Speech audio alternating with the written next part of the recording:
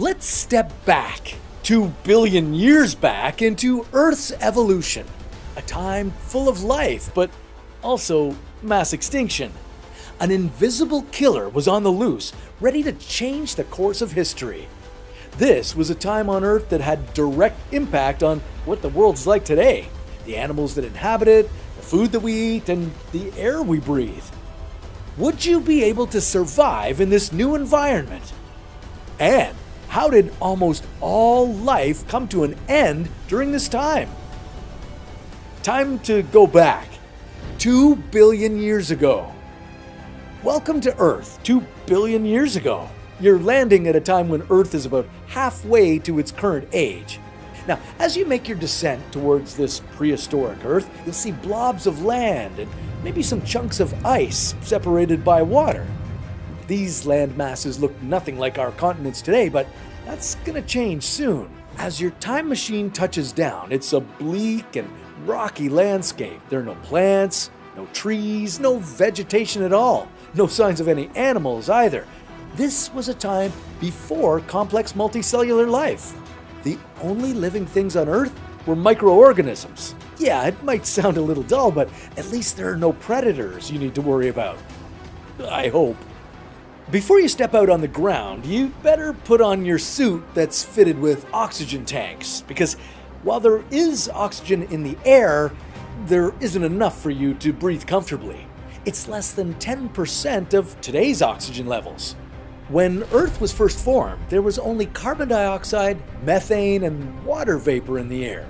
But more on that in a minute. As you step out, you look into the water surrounding you.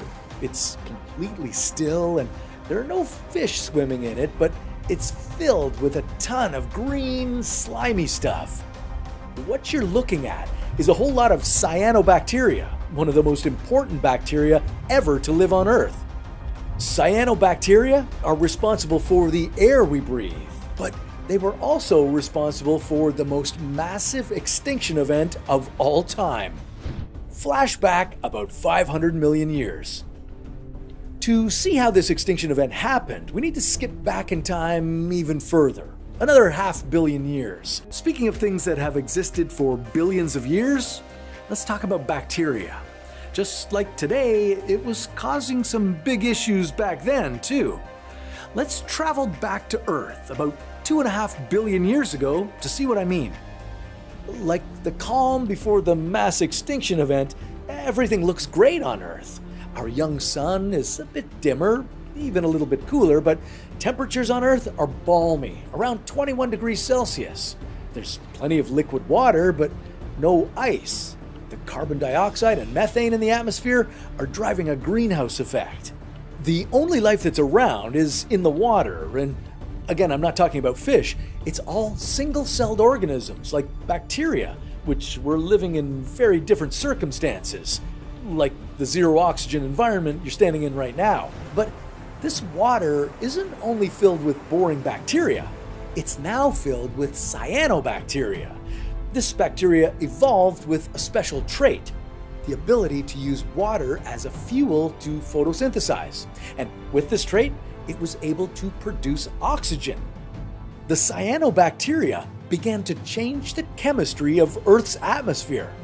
As bigger and bigger colonies of cyanobacteria photosynthesized, they produced more and more oxygen. Now, this didn't result in much at the start, as much of the oxygen being produced would react with minerals and then get removed from the environment. But fast forward a few 100 million years, and things start to change drastically. Now, so much oxygen is being produced that it can't be removed fast enough. It oxygenates the water, it escapes into the air, it reacts with methane and displaces it from the atmosphere. Earth's atmosphere is filling up with oxygen and becoming breathable. But don't take off that mask just yet. The oxygen level is still only 20 to 40% of what it is today. Maybe even lower, but this level is obviously much higher than the near zero level Earth had before. So, how do the other bacteria react to this new level of oxygen?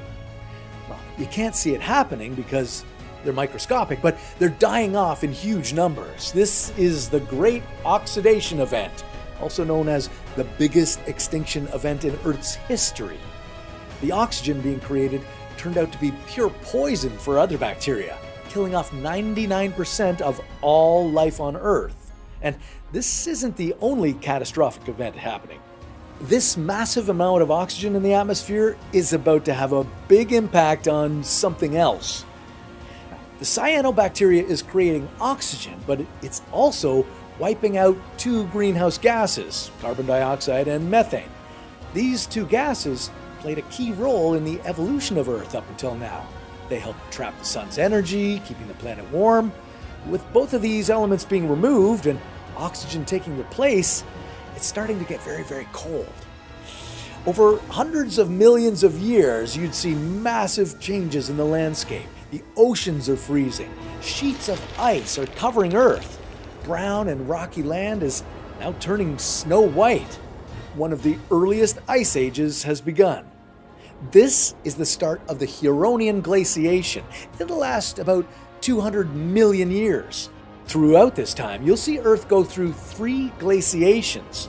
No part of the planet is spared. The continents, the poles, even at sea level. It's all ice all the time. Now, all life on Earth has already taken a severe beating, and these chilly conditions aren't doing much to help.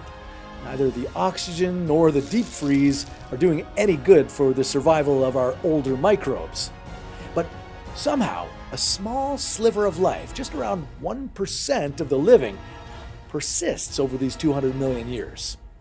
No, sorry you can't see them, they're still microscopic and living in rare parts of the Earth. They're just hanging on, waiting for the ice to thaw. Wow, look at you, time traveling everywhere. You're quite the explorer. If you want to explore even more, well, you should check out the What If Explorers Club on Patreon.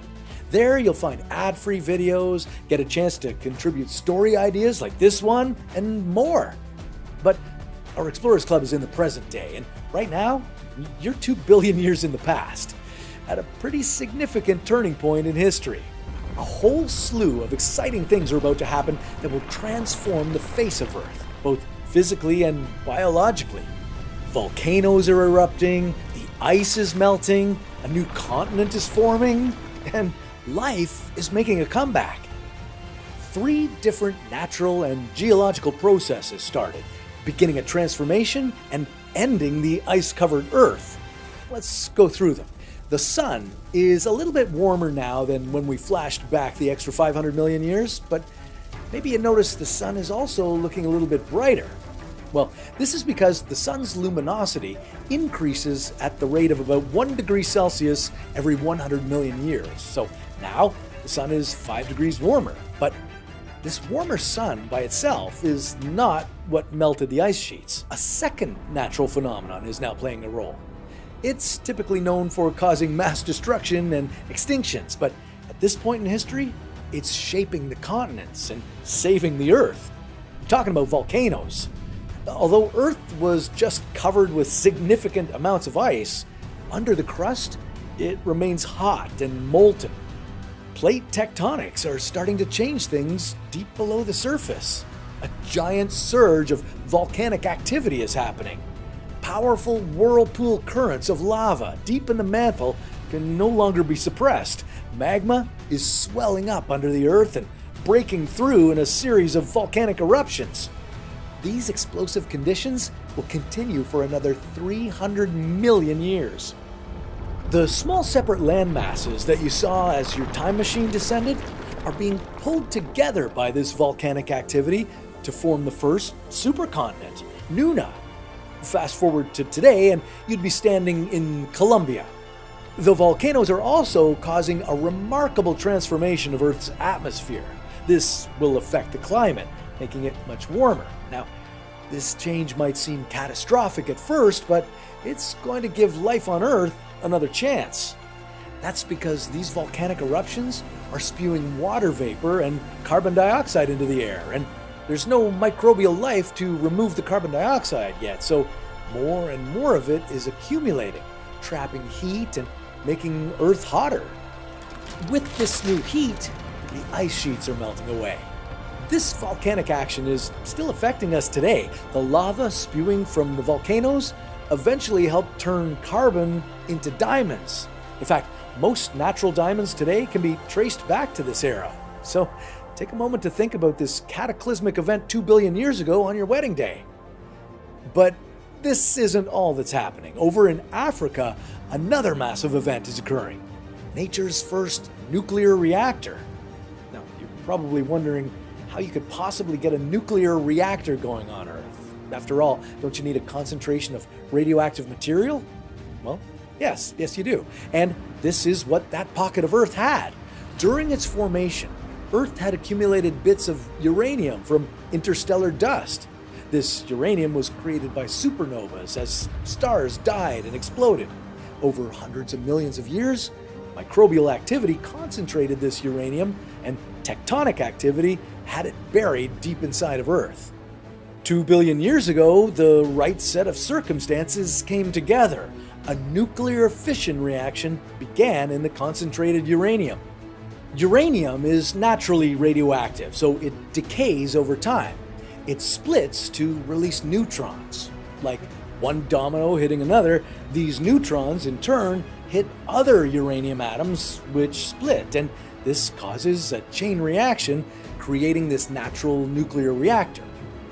This natural process might have important lessons for humans today.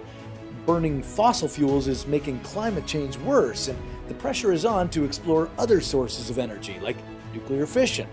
But one of the challenges has always been how to store nuclear waste safely. It's possible that by studying this uranium mine, we could learn something useful. All these processes are working to warm up the Earth. The warming sun, greenhouse gases from volcanoes, and in this particular spot, Earth's very own nuclear reactor. As temperatures rise, water is becoming more prevalent than ice, and the landmass of Nuna is shrinking. One more important thing is happening right now. You can't see a lot of it without a microscope, but the 1% of microorganisms that made it through the Ice Age are wiggling their toes, metaphorically speaking, and starting to thrive. New life evolved through the oxygen-rich Ice Age. Microorganisms evolved that took in oxygen to burn food and released carbon dioxide in the process. The carbon dioxide released was then used by the cyanobacteria to produce more oxygen. This was happening at a microscopic level. Today, it happens with all kinds of different creatures. Now, humans and animals breathe in oxygen and exhale carbon dioxide. Plants take in carbon dioxide, photosynthesize, and release oxygen. So, the cyanobacteria was one of the original building blocks for all life today. But the oxygen didn't just power up microbes. During the long Ice Age, it began to form a protective layer in the upper atmosphere of the Earth, the ozone layer. This protected new life from ultraviolet radiation. Practically speaking, it expanded the real estate of Earth. Microbial life could now live on thin films of water protected from radiation and use the sun's energy to photosynthesize. You know what? I just remembered I packed a special microscope in the time machine. I know, sorry, we could have used it earlier. But you can use it to take a better look now at how cellular life is evolving. At this point in history, cells are changing to become more complex, with a distinct nucleus. This will allow the first plants to borrow traits from the cyanobacteria, which allows them to photosynthesize. So we can thank these microorganisms for the creation of all plant life we have today. Without photosynthesis, plants just wouldn't exist. Other creatures began to form during this time too. Scientists have unearthed fossils of multicellular creatures. These are sea creatures with soft, gelatinous bodies. They come in many different sizes, some as long as 17 centimeters long. At the time, they probably burrowed into the mud of rivers. These particular creatures survived while oxygen concentrations were high, but later disappeared, leaving no direct descendants. Rest in peace, little guys. Their complex multicellular life is the basic blueprint for all multicellular life today. Plants, humans, animals, fungi. Even the algae from this time didn't disappear completely. They're preserved in beautiful rocks called stromatolites, and if you're ever in the mood to see 2-billion-year-old rocks, pay a visit to the Belcher Islands in Hudson Bay, Canada. Geological and biological events from 2 billion years ago are the key to life on Earth today. The oxygen we breathe, chlorophyll in the plants we eat, the beginnings of our complex multicellular existence, not to mention the protective ozone layer. Who knows, maybe the past holds the key to our future. Maybe cyanobacteria could gobble up carbon dioxide and even save us from the climate crisis we're in today. As you head back to your modern-day Earth, it makes you wonder, what will life look like 1 billion years in the future? Well, let's check out one of my favorite episodes we've done exploring this scenario.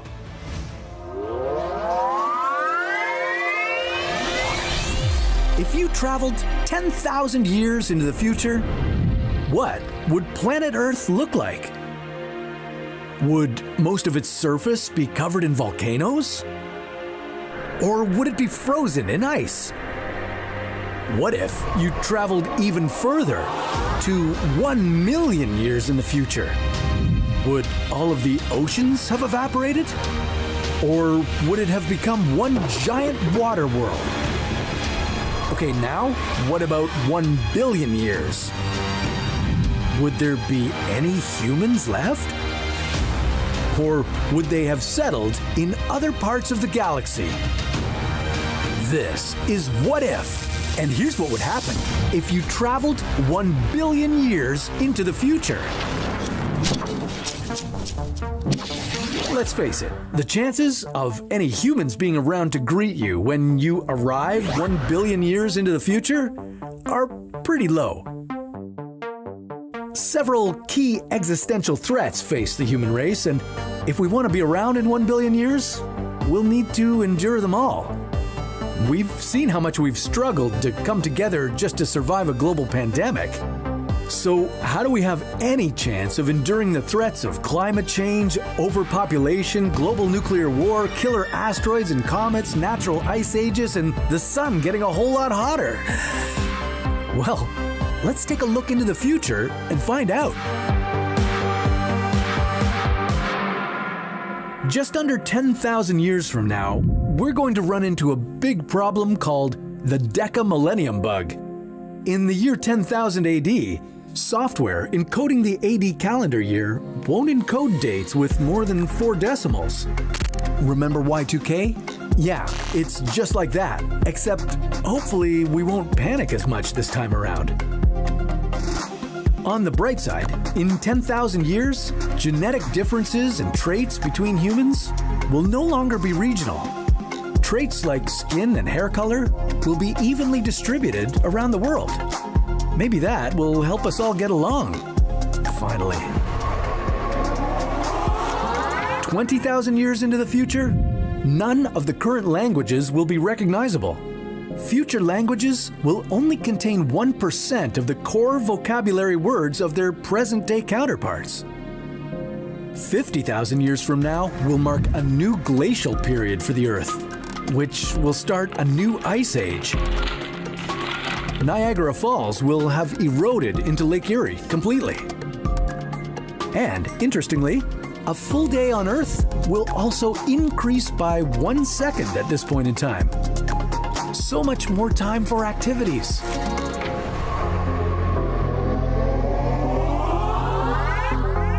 In 250,000 years, the Loihi volcano will rise above the water to form a new island in Hawaii. And in 500,000 years, it's likely that an asteroid with a diameter greater than 1 kilometer will hit Earth, unless we can prevent it. The resulting crater will be no less than 400 kilometers across. It will start fires all over the planet and make the air unbreathable. So there's something to look forward to. And in case that's not enough, in 1 million years, we'll likely have another supervolcano eruption, large enough to spew out 3,200 cubic kilometers of ash. It would produce enough lava to fill 75% of the Grand Canyon. This would be similar to the Toba eruption that almost wiped out humanity 70,000 years ago. Oh, and the nearby star Betelgeuse will have exploded into a supernova by this time, making it visible from Earth even during the daytime.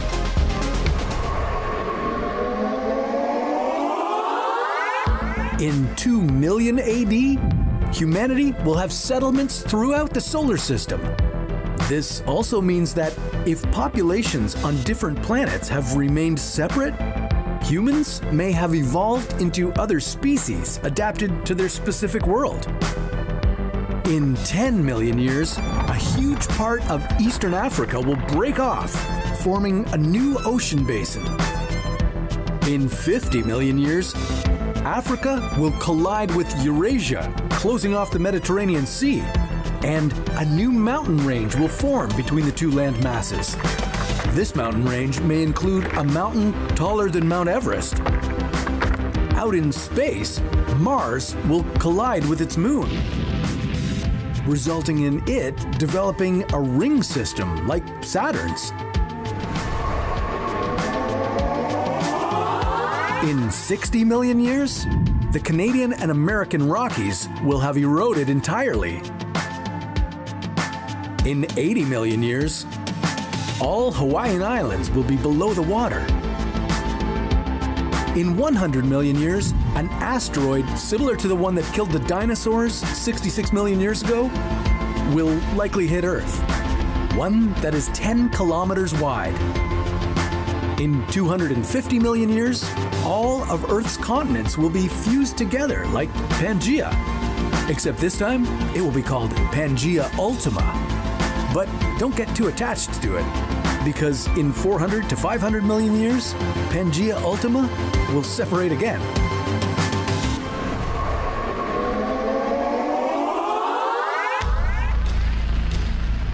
In 500 to 600 million years, a gamma ray burst will likely occur within 6,500 light years from Earth.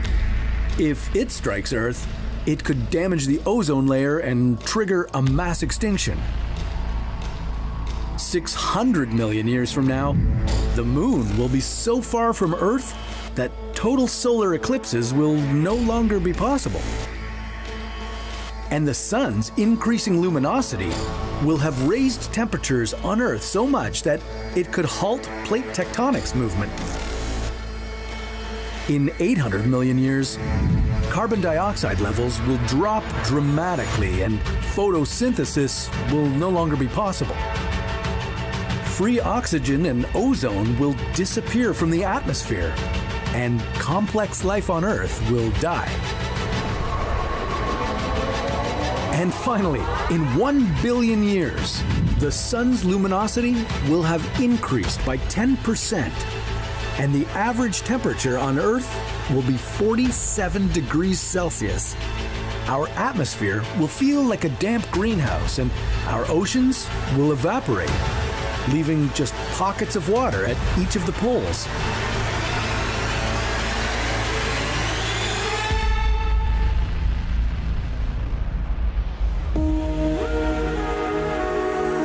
When you arrive here in your time machine, be mentally prepared to take in a planet Earth that looks nothing like the one you remember. The human race will be gone, hopefully living its best life on some other far-off planet. Because of the intense heat, lack of water, and lack of breathable air, Earth will be uninhabitable. So you probably shouldn't stay too long. Okay, with Earth in a less desirable position, let's jump even further ahead in time. A time where humanity has conquered the entire universe. Let's see what happens if we become a Type 7 civilization. In the future, humans may no longer have a need for physical forms. We'll be able to explore different multiverses and manipulate time itself. These are just a few of the perks of a Type 6 civilization. What would your day-to-day life be like? How far will technology have to advance? And would all this advancement really be worth it? This is What If, and here's what would happen if humanity became a Type 6 civilization.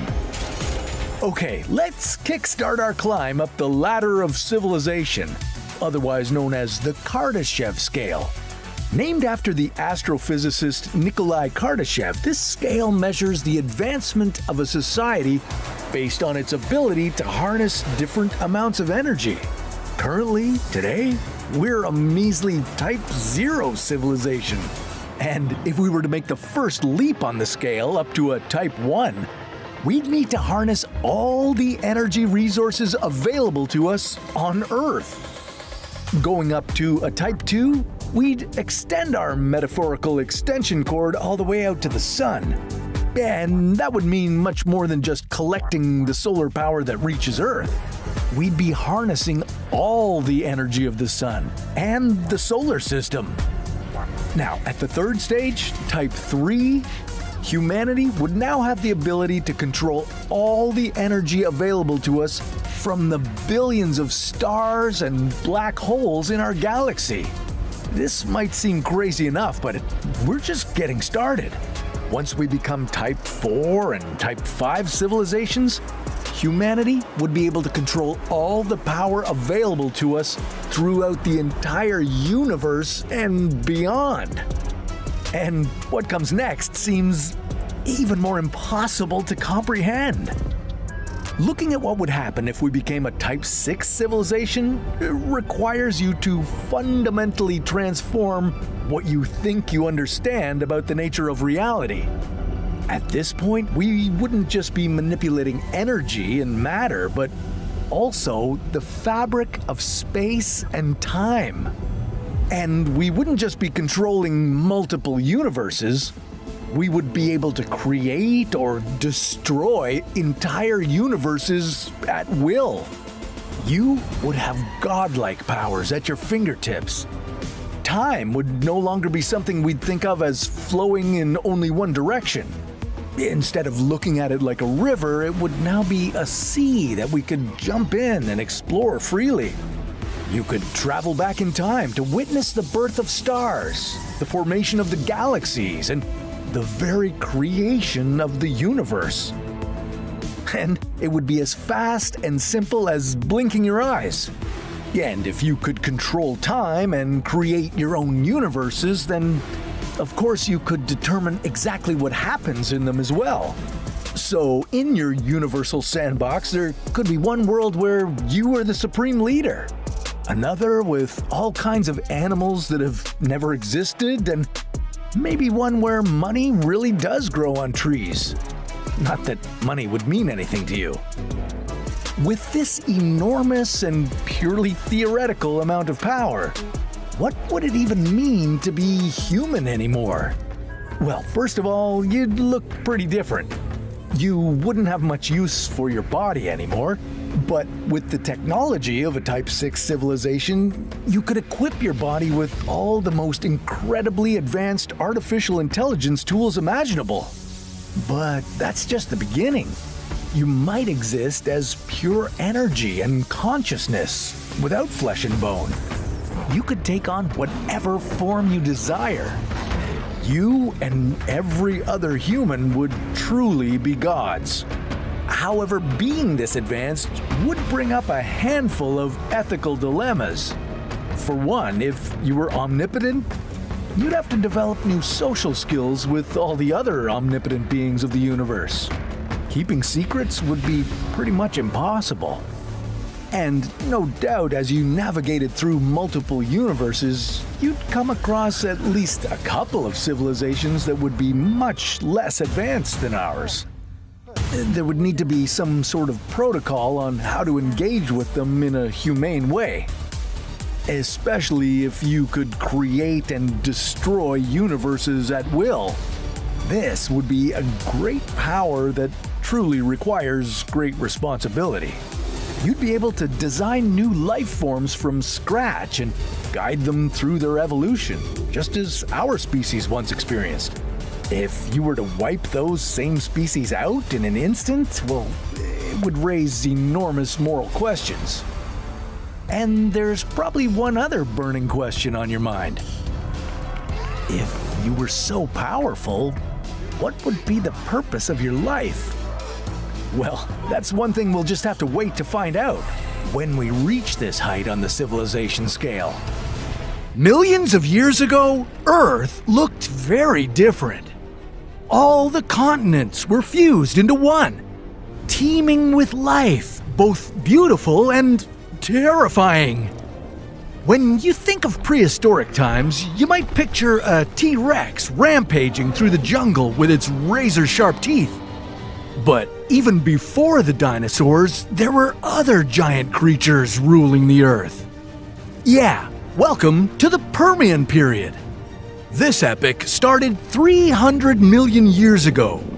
Back then, our planet had one supercontinent, Pangaea, surrounded by a world ocean called Panthalassa. The Permian period began at the end of an ice age when temperatures were much cooler than today.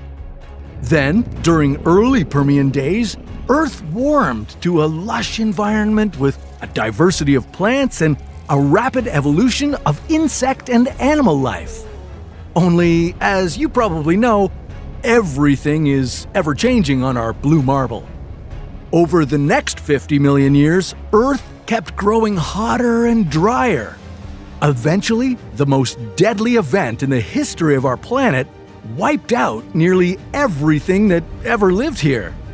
Scientists call this event the Great Dying, and it was the most catastrophic mass extinction event the Earth has ever seen.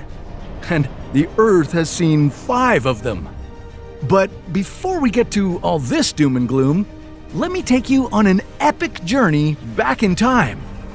Here in the Permian period, some of the most incredible species that roamed our young planet are about to emerge.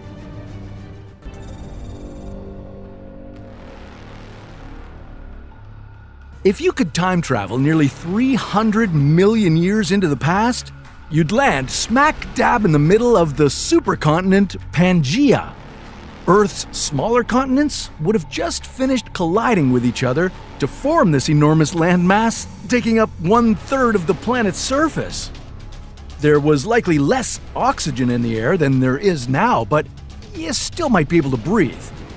Oh, and bring a jacket because it would likely be chilly, with some areas averaging no more than a brisk 4 degrees Celsius.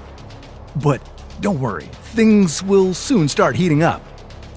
By the end of the early Permian, the Ice Age was on its way out and Pangaea was becoming a lush world. Plants and animals started to thrive. This was a volcanic world. Violent eruptions changed the climate, shaped the landscape, and paved the way for evolution. When giant swamp forests began drying out, plant life had to adapt, and so, 290 million years ago, Earth saw the very first seed-bearing plants called gymnosperms. These plants carried seeds on their cones, and they spread across the supercontinent like wildfire.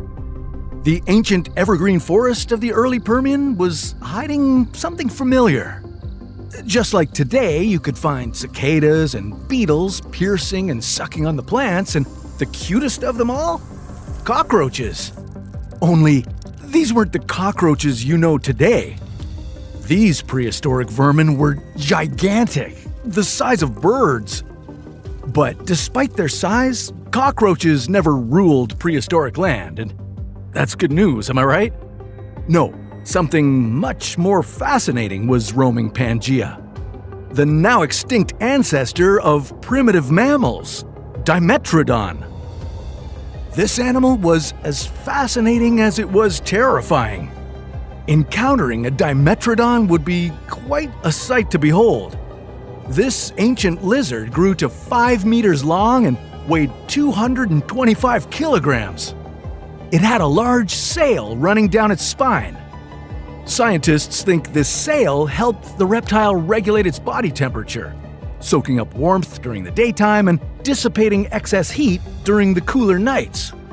It would walk toward you like a crocodile and act like a total menace. Dimetrodon was an apex predator of its time. Watch out for a mix of sharp and flat teeth that would slice you open and grind you up. In the Middle Permian period, other mammal-like reptiles took over the planet. Therapsids. They had strong jaws with sharp teeth and a somewhat upright stance thanks to their legs being situated underneath their bodies. Therapsid reptiles varied from the 5-meter-long, likely omnivorous Deuterosaurus to the 5 times smaller, meat-eating Lycanops. You could meet plenty more therapsids if you stuck around for another 20 million years. During the Middle Permian period, Earth kept getting hotter.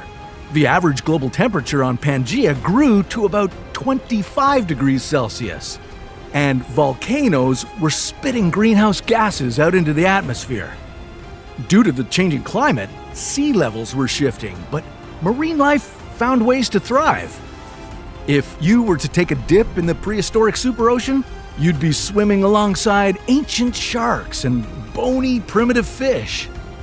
Many more complex marine species came and went as the environment kept changing.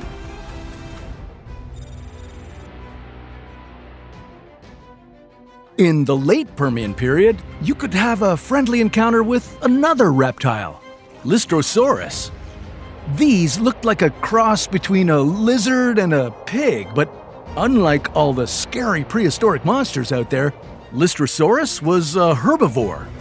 It was just 1 meter long and had powerful front legs for burrowing. Soon, another cute mammal-like lizard evolved, the cynodont. The cynodont looked like a giant rodent. It was about 1 meter long, had whiskers, and fed on small animals and insects. Now, during this time, something bad was brewing in the air. A large amount of volcanic activity was displacing oxygen from the atmosphere. Scientists think there was as little as 10% oxygen in the air. Compare that to 21% today. You'd have a hard time breathing in that environment. And the temperature kept rising and rising. With an average temperature of about 28 degrees Celsius, this lush prehistoric world was turning into an oven.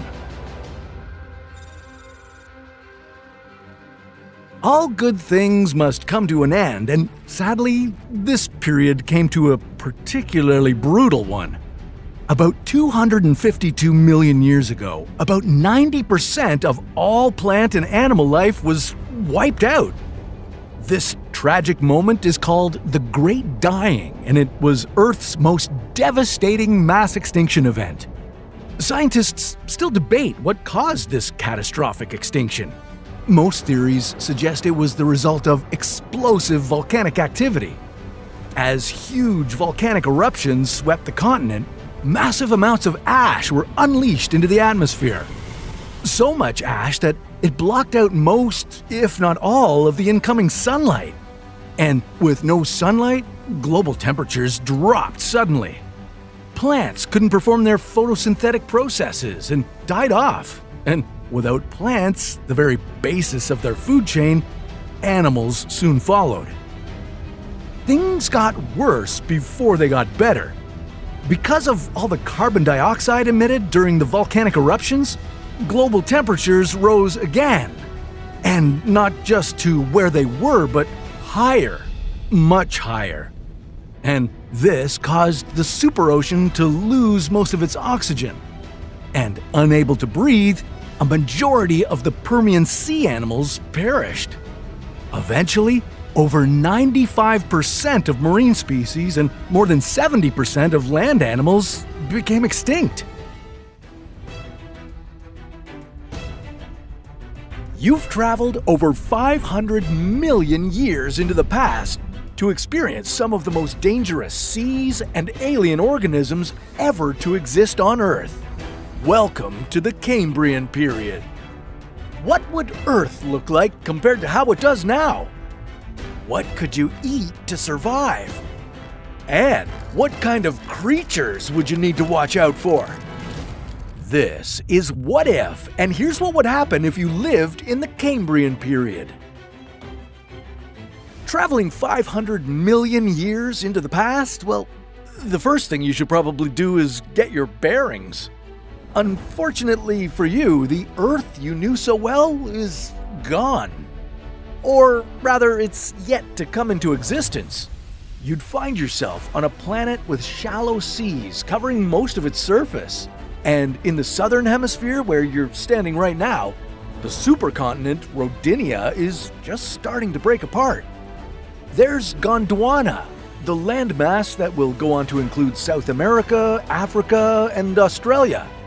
Laurentia, which includes most of North America, plus Siberia and Baltica, which span across what you might recognize as the eventual Scandinavia, Eastern Europe, and parts of Russia. You wouldn't really recognize anything, though. No familiar mountain peaks or lush greenery. It would mostly be barren, except for mosses and algae spread across the landscape. But as you made your way over to the ocean's edge, you'd soon discover an explosion of life thriving on this early Earth. But be careful, some of it could kill you.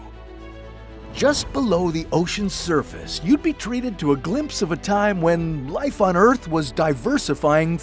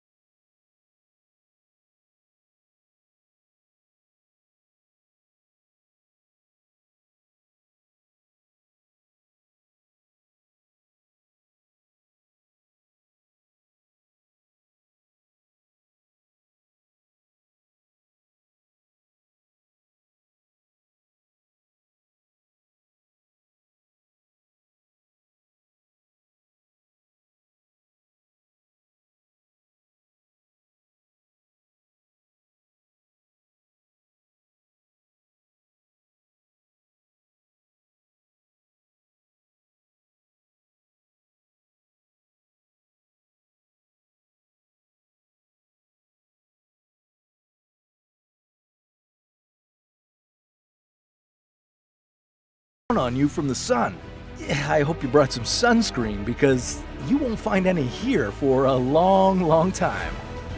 By now, you'd be getting hungry, especially after watching those trilobites munch down on all their yummy snacks. And you'd start to wonder what on earth you'd be able to eat in the Cambrian period. Well, your best bet would be to stick close to the sea, but be careful. Don't reach for those worms too quickly. Some of the food sources you'd find could be highly toxic. You'd be consuming strange new bacteria that your body isn't used to, so brace yourself for an upset stomach or something even worse. And while you're out hunting for dinner, we'll keep an eye out for larger predators lurking in the shadows. But don't worry too much. A lot of what you'll see are organisms like the anomalocaridids. These shrimp-like animals could grow up to 38 centimeters, so they wouldn't do you much harm. You'd actually be the apex predator at the top of the prehistoric food chain. As your days stuck in the Cambrian period turn into weeks, you'll continue to struggle with adapting to your new environment. The low oxygen levels would make even the simplest physical tasks more difficult. And without fruits, veggies, and your usual proteins, you could be headed toward malnutrition. Now, despite all the challenges, you'd be witnessing one of the most significant eras of life's development on this planet. All those creatures in the sea will go on to evolve and be the foundation for much of life as we know it. Millions of years ago, the Earth looked very different. A huge landmass called Pangaea covered about a third of our planet. But about 175 million years ago, the Earth broke up into continents and formed the world we know today. What if that had never happened? Where would your country be located? And how different would your life be? This is What If, and here's what would happen if Pangea had never broken apart. If Pangea existed today, in theory, you could drive from California to England, since they'd both be part of the same landmass. And although you may only think of Pangea as just another piece of land, it would be much more than that. It's played an integral part in human and animal evolution. If Pangea had not broken apart, you may not be here today. But let's assume it didn't, and that we survived and evolved to be the people we are today. What would the Earth be like? First, let's talk about where your country would be located. North America would be right here. Europe would be a lot closer, just to the east. Asia would be up north by Russia, and Antarctica would remain down south. India and Australia would be further south, connected to Antarctica. These countries that used to have hot climates would now be cold, covered with snow and ice. And those wouldn't be the only environmental changes. Regions in the middle of Pangea would have lush rainforests along their borders. And as you travel further inland, it would become a desert. This would be due to Pangea's landmass being so large. Rain, which comes from the ocean, wouldn't be able to travel far enough inland, leaving parts of Pangea practically uninhabitable by humans and other species. And weather up north would be different too, with Russia being much warmer than it is today. But the weather wouldn't be the only thing that would change. On Pangea, we might have less diversity of species. The species at the top of the food chain today would most likely remain there, but some of today's animals would not exist in Pangea. They wouldn't have the chance to evolve. Fewer animals might make it easier to travel, and on this modern version of Pangea, you'd probably want to do a lot of it. Luckily, you wouldn't have to go far. If you lived in Florida, you'd be right next to the Caribbean islands, Venezuela, and Brazil. You could visit all of these in a single day. And if you lived in Nova Scotia, Canada, you'd be driving distance from France, England, and Germany. Although this might sound like fun, a lot of countries would have new neighbors, which could cause some serious issues for some. Places like the United States, which used to have oceans on both sides of the country, would now have Africa on its east coast. If these countries didn't get along, things could get ugly.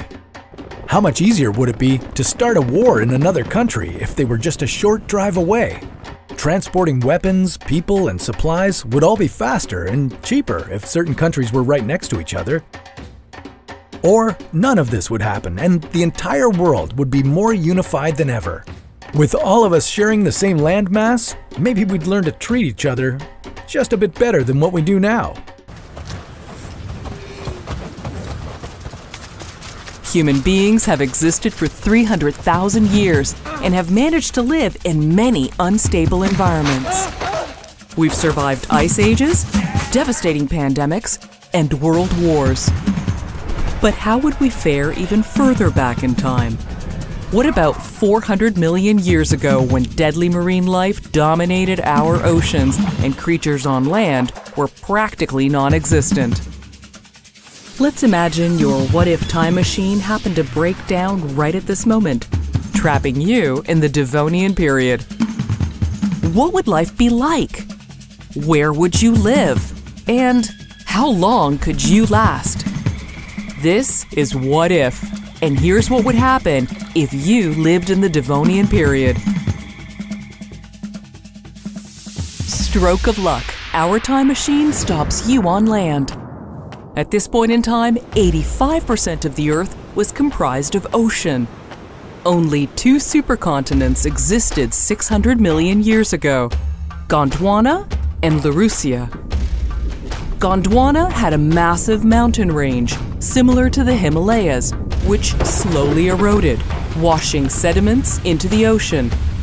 These sediments provided nutrients that allowed marine life to flourish, giving rise to the Devonian period. Okay, enough background. Our first step for survival is to seek shelter. In the early Devonian period, trees and plants had not yet evolved. But there's lots of moss. The land was barren, Mars-like, and surrounded by water. You might need to get a little creative to build shelter. If humans actually evolved in this period, they would likely be naked with little material to make clothes. Ormals and fish bones. Ooh la la, how Devonian chic. Speaking of fish bones, you'd want to be very careful about fishing. Many scary sea creatures would be happy to eat you. Like placoderms, a species of armored fish with huge, sharp jaws that could easily make you bite-sized. In the early Devonian period, placoderms were the apex predator and would grow up to 10 meters. Let's say you got lucky and actually caught a fish without being eaten yourself in the process. How would you cook it? With no trees for fuel, you'd have to find some very dry moss and start rubbing some rocks together. Luckily, the climate was pretty warm, meaning you wouldn't freeze at night. But with very little kindling available, you might be better off sticking to a raw diet of mollusks and other early arthropods. You'd also have to move around a lot to keep finding these critters, so be prepared to do a lot of walking. I can see you're getting a little tired and bored of existing out there. Let's fast forward another 40 million years toward the late Devonian period. This period is also known as the Devonian extinction. But don't worry, it could actually be a really good time for you, fearless traveler. Since by this point, almost 79 to 87% of all existing species were wiped out. But what could cause such a catastrophe? Scientists believe it was the evolution of plants. Vascular plants began dominating the environment, including trees, ferns, and flowering plants. Their roots broke up the rocky ground and released nutrients and minerals in the water. These nutrients fed algae, which multiplied rapidly and produced greedy bacteria that fed on oxygen. Many regions of the ocean became anoxic zones, and much of the marine life died off due to the lack of oxygen.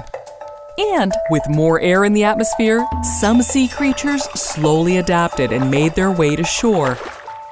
So you can breathe easier knowing there are less predators in the water, but look out for your new neighbors on land. These land dwellers, known as lobophinns, were the early ancestors of amphibians and all four-legged vertebrates.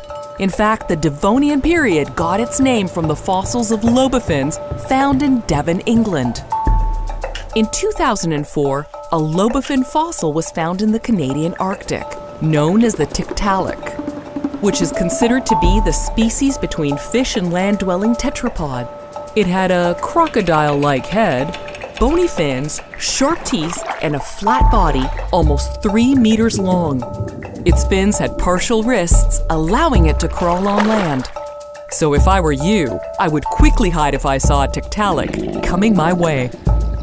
The other dominant species were cartilaginous fish, with skeletons covered in, you guessed it, cartilage. These are the ancestors of sharks and rays. But you don't have to worry about sharks. Oh no, there's something far bigger and scarier. I'd keep my distance if you happen to see a Dunkleosteus swimming around. These were the deadliest predators of the Devonian age, with thick bony plates covering their skulls and razor-sharp jaws. Some would grow up to 10 meters in length. Their jaws were strong enough to chomp right through another Dunkleosteus. With few fish left because of plants hogging the oxygen, these placoderms were starving and desperate enough to eat each other, so be very careful where you bathe. With more trees and plants emerging in your environment, you could finally create some helpful tools like spears, fishing hooks, and rope. You could improve your diet and maybe become a vegetarian. and you could fashion some new clothes that aren't so irritatingly itchy. By the late Devonian period, you might even be able to build yourself a treehouse in the Archaeopteryx, the first tree on Earth which grew up to 30 meters tall, with a trunk 3 meters wide. How cool would it be to see a real-life T-Rex? If only that one fatal asteroid never hit the Earth. Would dinosaurs still be alive today? Would they have evolved? Would humans have survived this long? Could we ever learn to coexist? This is What If, and here's what would happen if dinosaurs never went extinct. Until 66 million years ago, dinosaurs of all shapes and sizes roamed the Earth. Intelligent, adaptable, and sometimes weighing as much as 2 jet planes, it's hard to believe that it only took one rock to wipe them all out. Of course, this was no ordinary rock. The asteroid that took out the dinosaurs was 9 miles wide and hit Earth with the destructive force of 10 billion Hiroshima bombs.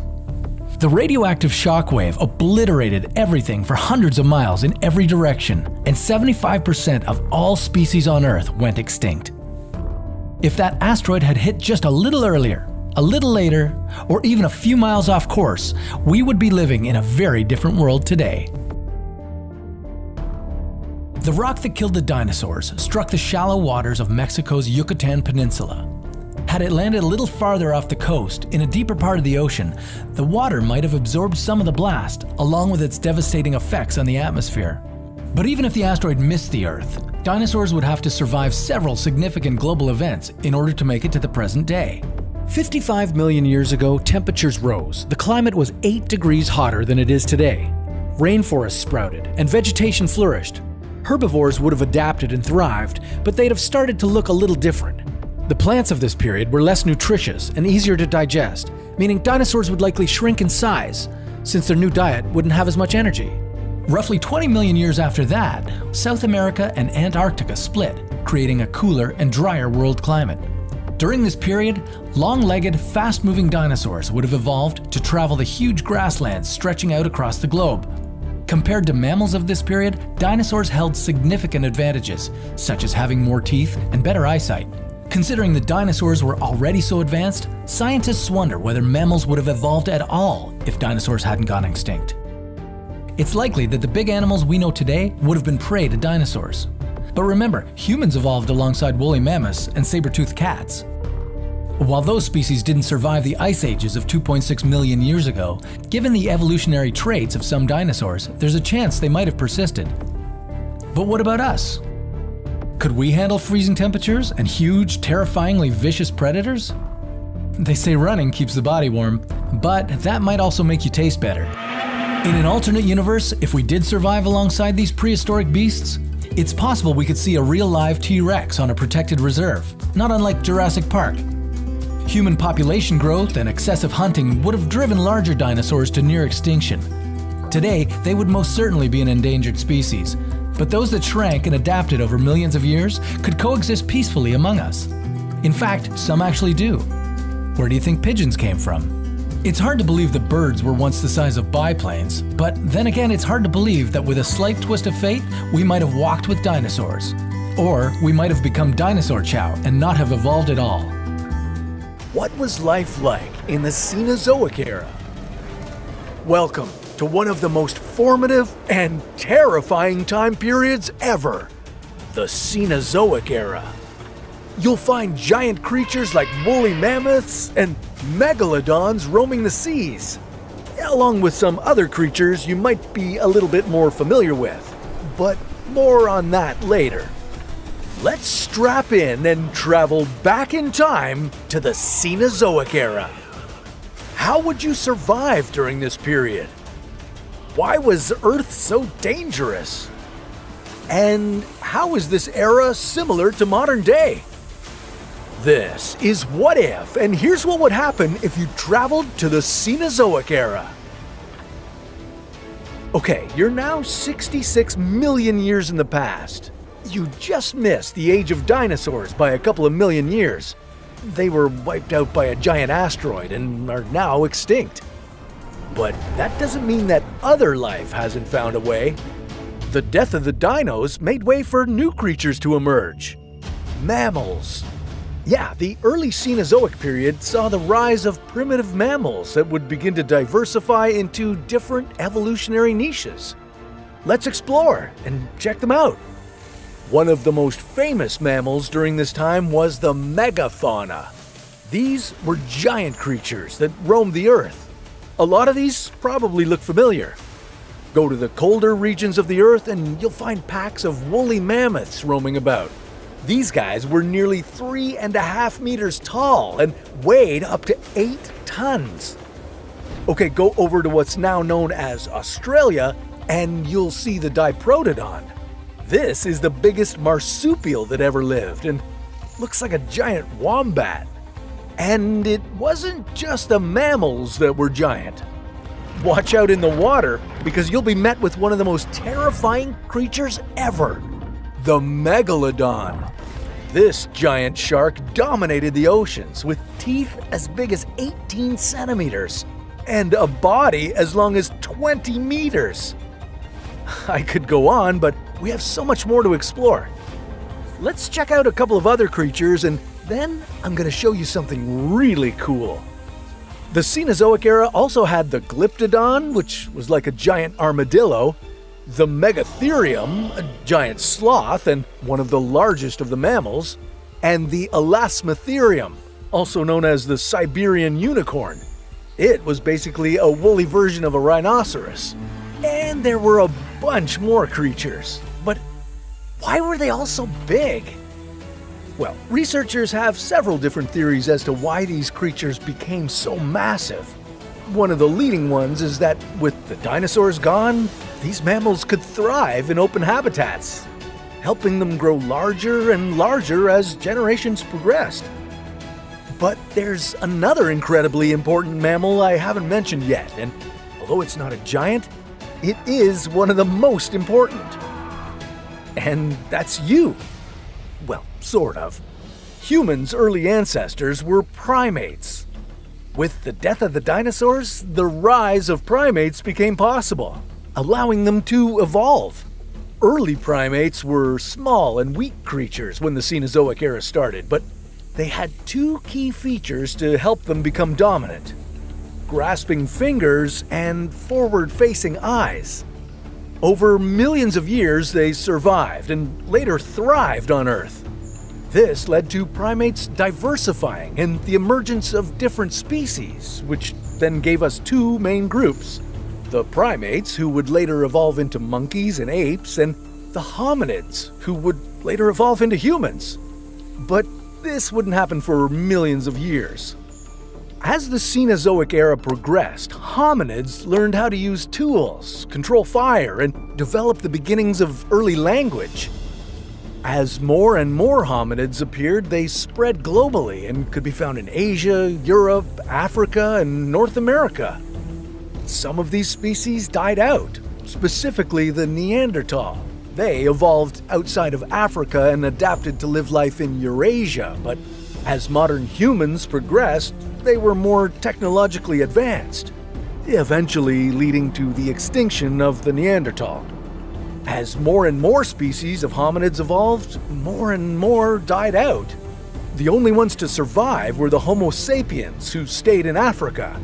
Their brains continued to grow, leading to more advanced language, technology, culture, and eventually you. Speaking of you, how would you survive in this era? Well, to do that, it'd be helpful to know what the Cenozoic era was made up of. After all, it spanned tens of millions of years and a lot of stuff happened. The Cenozoic era is divided into 3 time periods: the Paleogene, Neogene, and the Quaternary period. Let's quickly break them down. Paleogene period. This marked the start of the Cenozoic era. The mammals we've been talking about, along with flowering plants, have begun to emerge. Oh, and watch out for some creepy-looking insects. Earth's tectonic plates continued to shape continents, as they have been for many millions of years. South America and Africa would continue to move apart, and the Himalayas would begin to form. You'd notice a generally warm and comfortable climate, but that would start to change as you move into the next era. Neogene period. Okay, the hominids we've been talking about have now appeared, and more modern plants and animals have begun to evolve. One of the main things you'll notice is how much colder it's getting. Ice ages are becoming more common during this period. Quaternary period. This period had multiple ice ages and interglacial moments. The Earth cooled down and heated up several times. Humans, along with the large mammals we mentioned earlier, had more impact than ever before.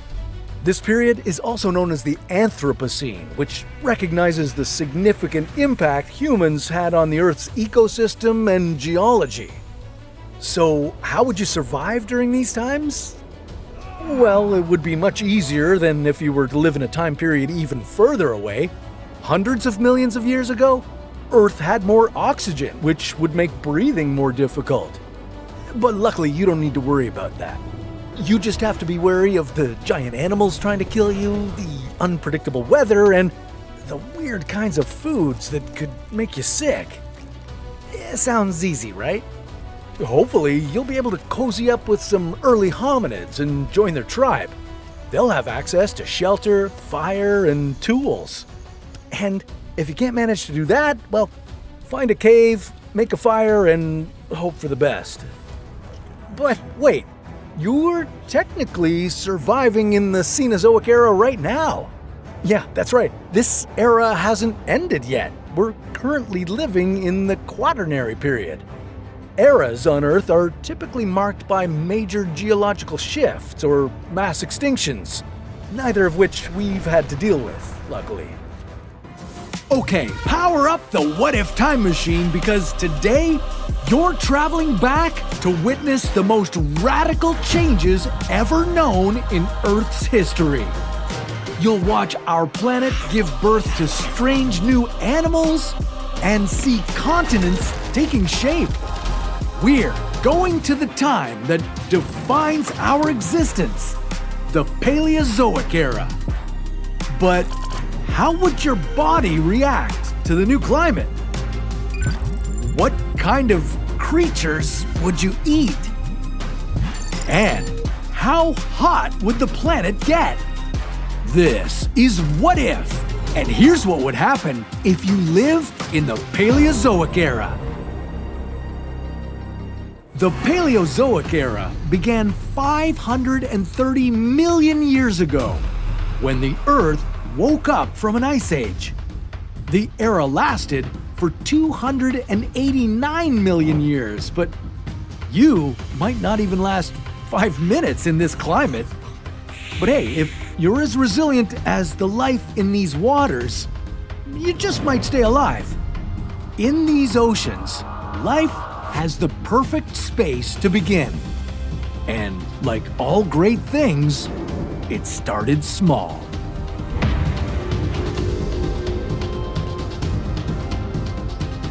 Good luck trying to find a meal. 543 million years ago, all life on Earth lived below a thick layer of mud on the sea floor. But don't get out your lobster bib yet. The only things you'll find here are microbes. Ooh, so chewy. Your menu won't be getting any bigger for a few million years, until the Cambrian explosion, the big event that would kickstart life on Earth. The cyanobacteria would pump more oxygen into the atmosphere, making it easier for you to breathe. So take a deep breath and enjoy life on this doomed continent.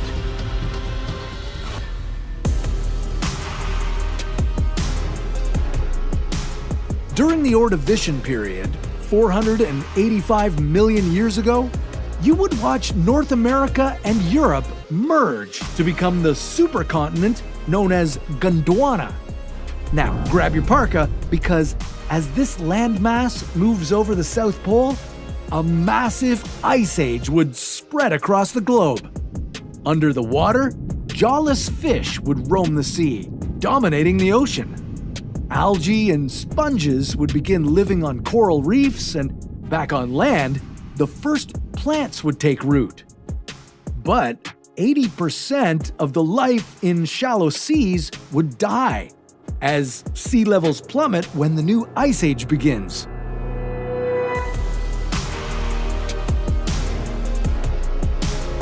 Starting about 444 million years ago, you would see the glaciers melt. This event would create a climate similar to what we have now. The ocean would be full of sea scorpions, the size of dogs. So look out, these opportunistic predators may confuse you with dinner.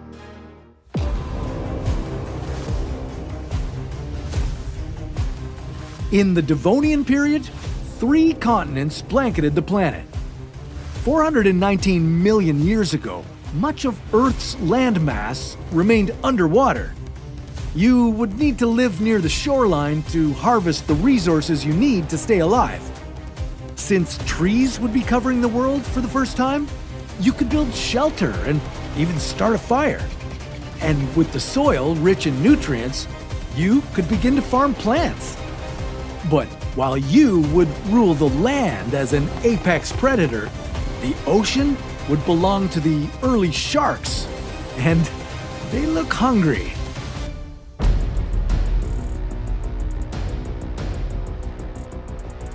Travel back 358 million years ago, and you would see life near the equator would thrive while the rest of the world would experience deadly temperature changes.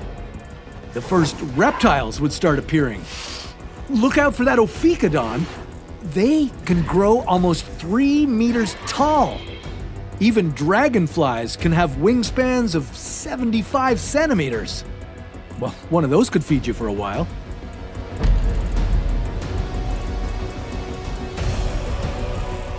Okay, all the changes we saw have led to this event, the Permian period. About 299 million years ago, almost every landmass on Earth had merged into the supercontinent known as Pangaea. This massive land stretched from pole to pole, with vast deserts in the center.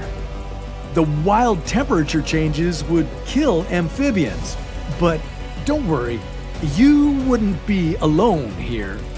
The Archaeops would tower over you, standing 2 meters tall. This lizard-like creature devoured its prey whole. If you keep out of its way, you might enjoy the new oxygen levels, thanks to more trees sprouting up everywhere. But you would see a violent end to this period. Whether it's meteors, exploding volcanoes, or methane clouds, 96% of all life on Earth would die out. The highest extinction rate ever known. What was that? I'm sure I saw something in the water. Whatever it is, it's getting closer. And it's hungry. What was that thing? Where did it come from? And why was it such a threat to humans? This is What If, and here's what would happen if the Titanoboa was alive today.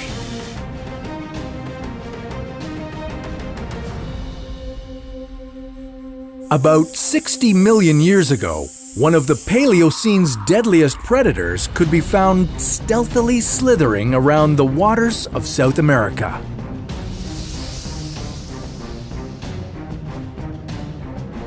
The Titanoboa. Discovered in Colombia, its official name is the Titanoboa cerrejonesis. With a length of 15 meters and weighing just over 1,000 kilograms, if you're a person of average height, its 1 meter girth would be as high as your waist. Fortunately, or maybe unfortunately, you'd be most likely to find a Titanoboa when you're both hunting for fish or swimming. It's a matter of physics. Moving around in the water is much easier for creatures like huge whales and this snake rather than being on land. And although living in trees has never been an option for this great snake, it could trek inland on occasion. Scientists are speculating that it belongs to the snake family called boids. They're non-venomous snakes, which sounds pretty safe, but titanoboas might use teeth to grab a hold of their prey. And it's been said that the teeth can bend, like curved hooks sticking into you. The more the prey struggles, the more it gets hooked. Then they squeeze their prey. After a few minutes, ischemia happens. Blood flow to the heart or brain is restricted, causing a shortage of oxygen and eventually death. Fossils show that a titanoboa's lower jaw extends past the back of the skull, giving it a greater range of movement when opening its mouth. It could swallow you in one piece. Titanoboa probably fed on giant turtles and primitive crocodiles, which were about 6 meters in length. A snake this size would probably have to eat about 40 kilograms of food every day. That's twice as much as an anaconda. These snakes are killers that can move easily in water. Humans might be an ideal snack. Places such as Australia seem to coexist with dangerous snakes, but the sheer massiveness of a titanoboa would dwarf anything we're used to. Titanoboas would prefer a hot, damp, jungle-like area like the Amazon. Snakes rely on heat from outside their bodies to survive. About 58 million years ago, titanoboas lived in an environment about 5 degrees warmer than it is today. Maybe we'd find these giant snakes in Asia, or what about a place like Florida? It's sweltering and humid for part of the year. Because of its massive body, roughly the size of a small car, it would most likely hide in hot, swampy areas or lakes. This allows it to hunt more efficiently. Alligators lounging along golf course lakes are common in Florida, and the titanoboa could easily be attracted to this food haven. And if there are no alligators on the menu that day, what would be the next best option? Yeah, golfers. I bet you're wondering if there's any benefit to having titanoboa around. Well, yeah, pest control. Raccoons, deer, or anything ripping through your garbage would no longer be an issue with a titanoboa on the lookout. Now, although the titanoboa is extinct, we recommend that you stay clear of giant snakes. Imagine Earth with an even 50-50 split between continents and oceans. Our planet covered half by land and half by water. How would this change the planet as you know it? What new kinds of vacations could this make possible for you? And what does the color of your pee have to do with this? This is What If, and here's what would happen if the Earth was half land and half water. When it comes to making life possible on a planet, water is an absolute must-have. That's why we look for alien life on worlds where liquid water could exist. When it comes to our own planet, 71% of its surface is covered by water. Most of that is in our 5 oceans. Together, they form one global ocean. Now, if you replaced nearly a quarter of our ocean water with land, how soon would Earth turn into just another lifeless rock in space? Thanks to global warming, Earth's sea levels are currently rising. But if you wanted to balance the planet's land-to-water ratio, you'd see the sea levels absolutely plummet. And not just a few meters, but around 3 kilometers. Earth would look very different. The regions around both the North and South Poles would be completely dried out, and every continent on the planet would expand. And not just a little either. All this newly emerged territory around the world would be roughly equal to the current surface areas of Asia, Europe, Africa, and North America combined. That would be an enormous amount of unused space. Everything extending off the old coasts would be relatively flat, but some of the areas that used to be deep ocean would reveal vast corridors and steep crevasses. As you explored this new land, you'd discover that the one global ocean would be no more. All of the oceans would be separated from each other, and all of the continents would be one connected landmass. And this would be good news for evolution. Early humans didn't have any ships or planes.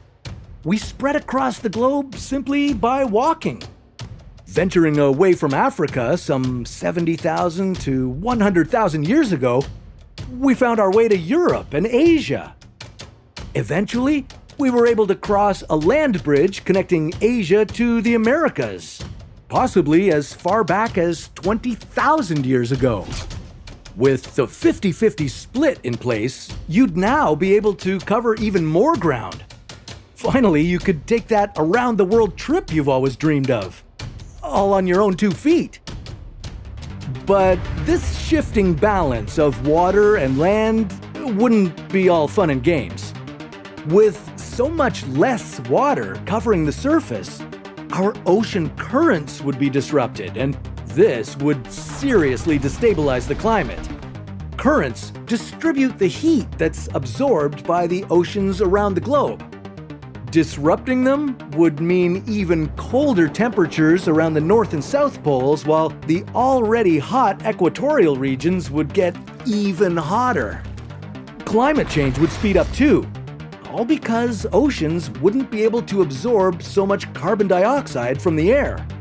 That excess carbon dioxide would blanket the planet and raise temperatures.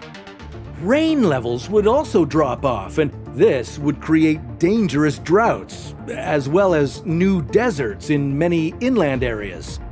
So, while there may be an abundance of new land available, large stretches of Earth could become uninhabitable.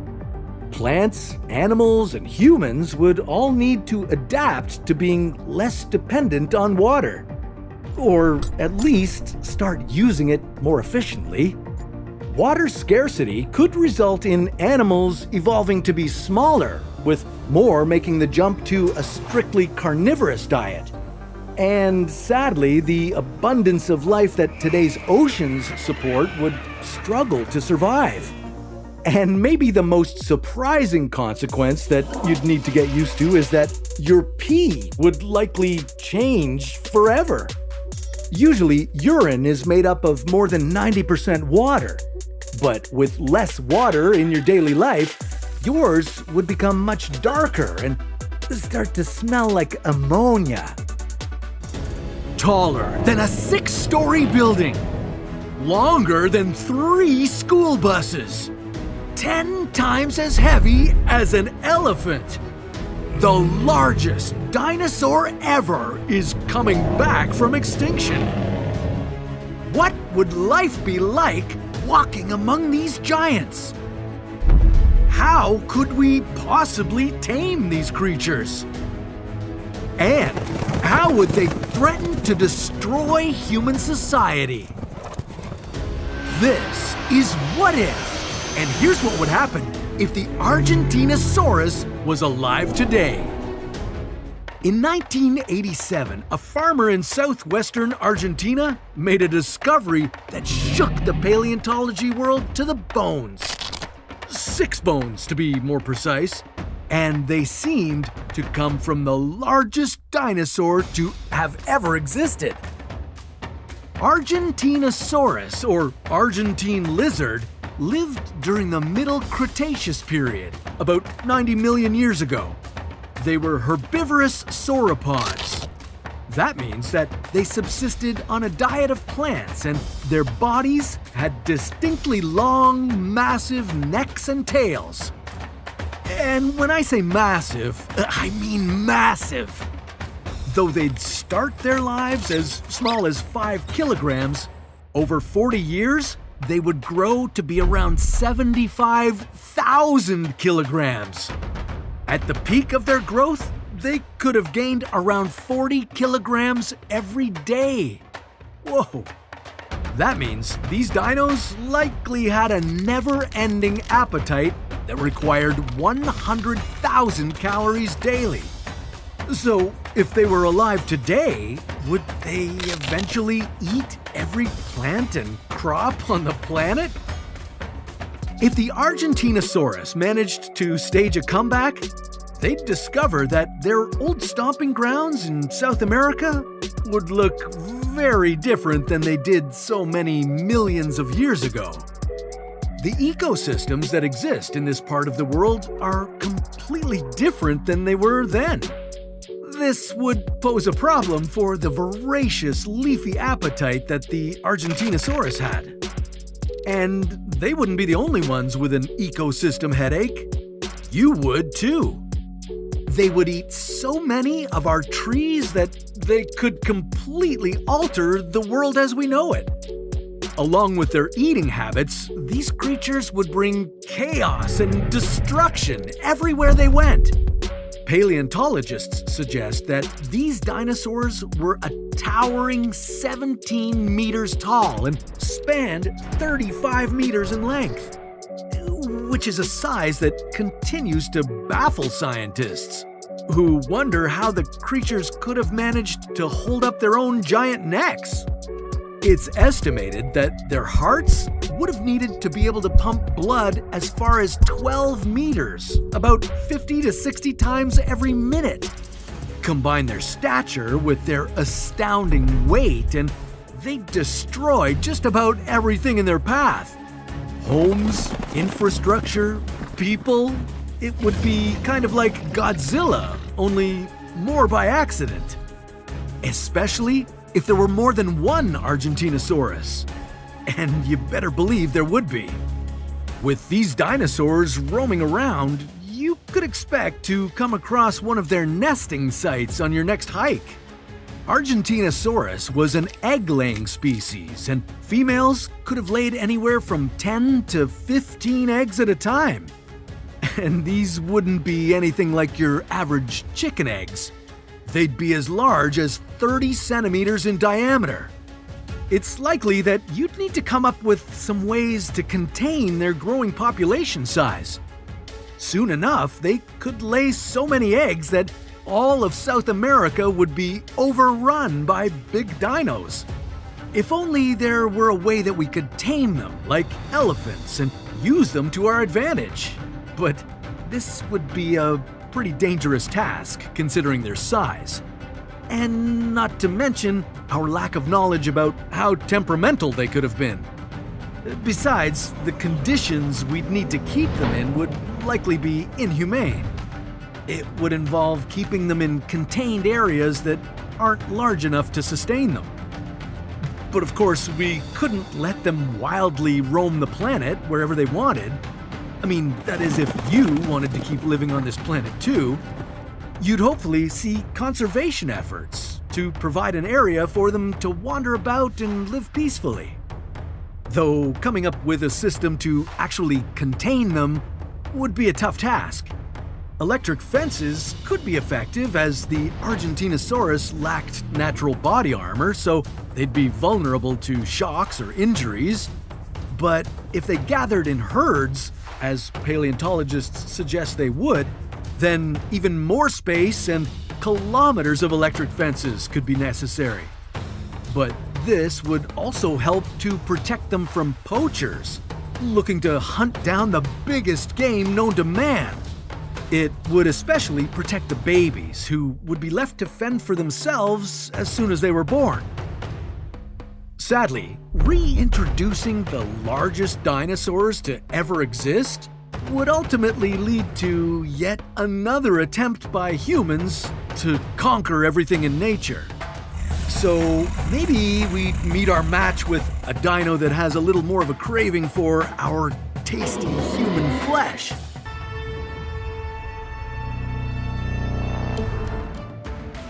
Call the army. Heck, call your mom, because the end is here. Giant bugs are now roaming the earth. If these behemoths existed, would humanity become bug food?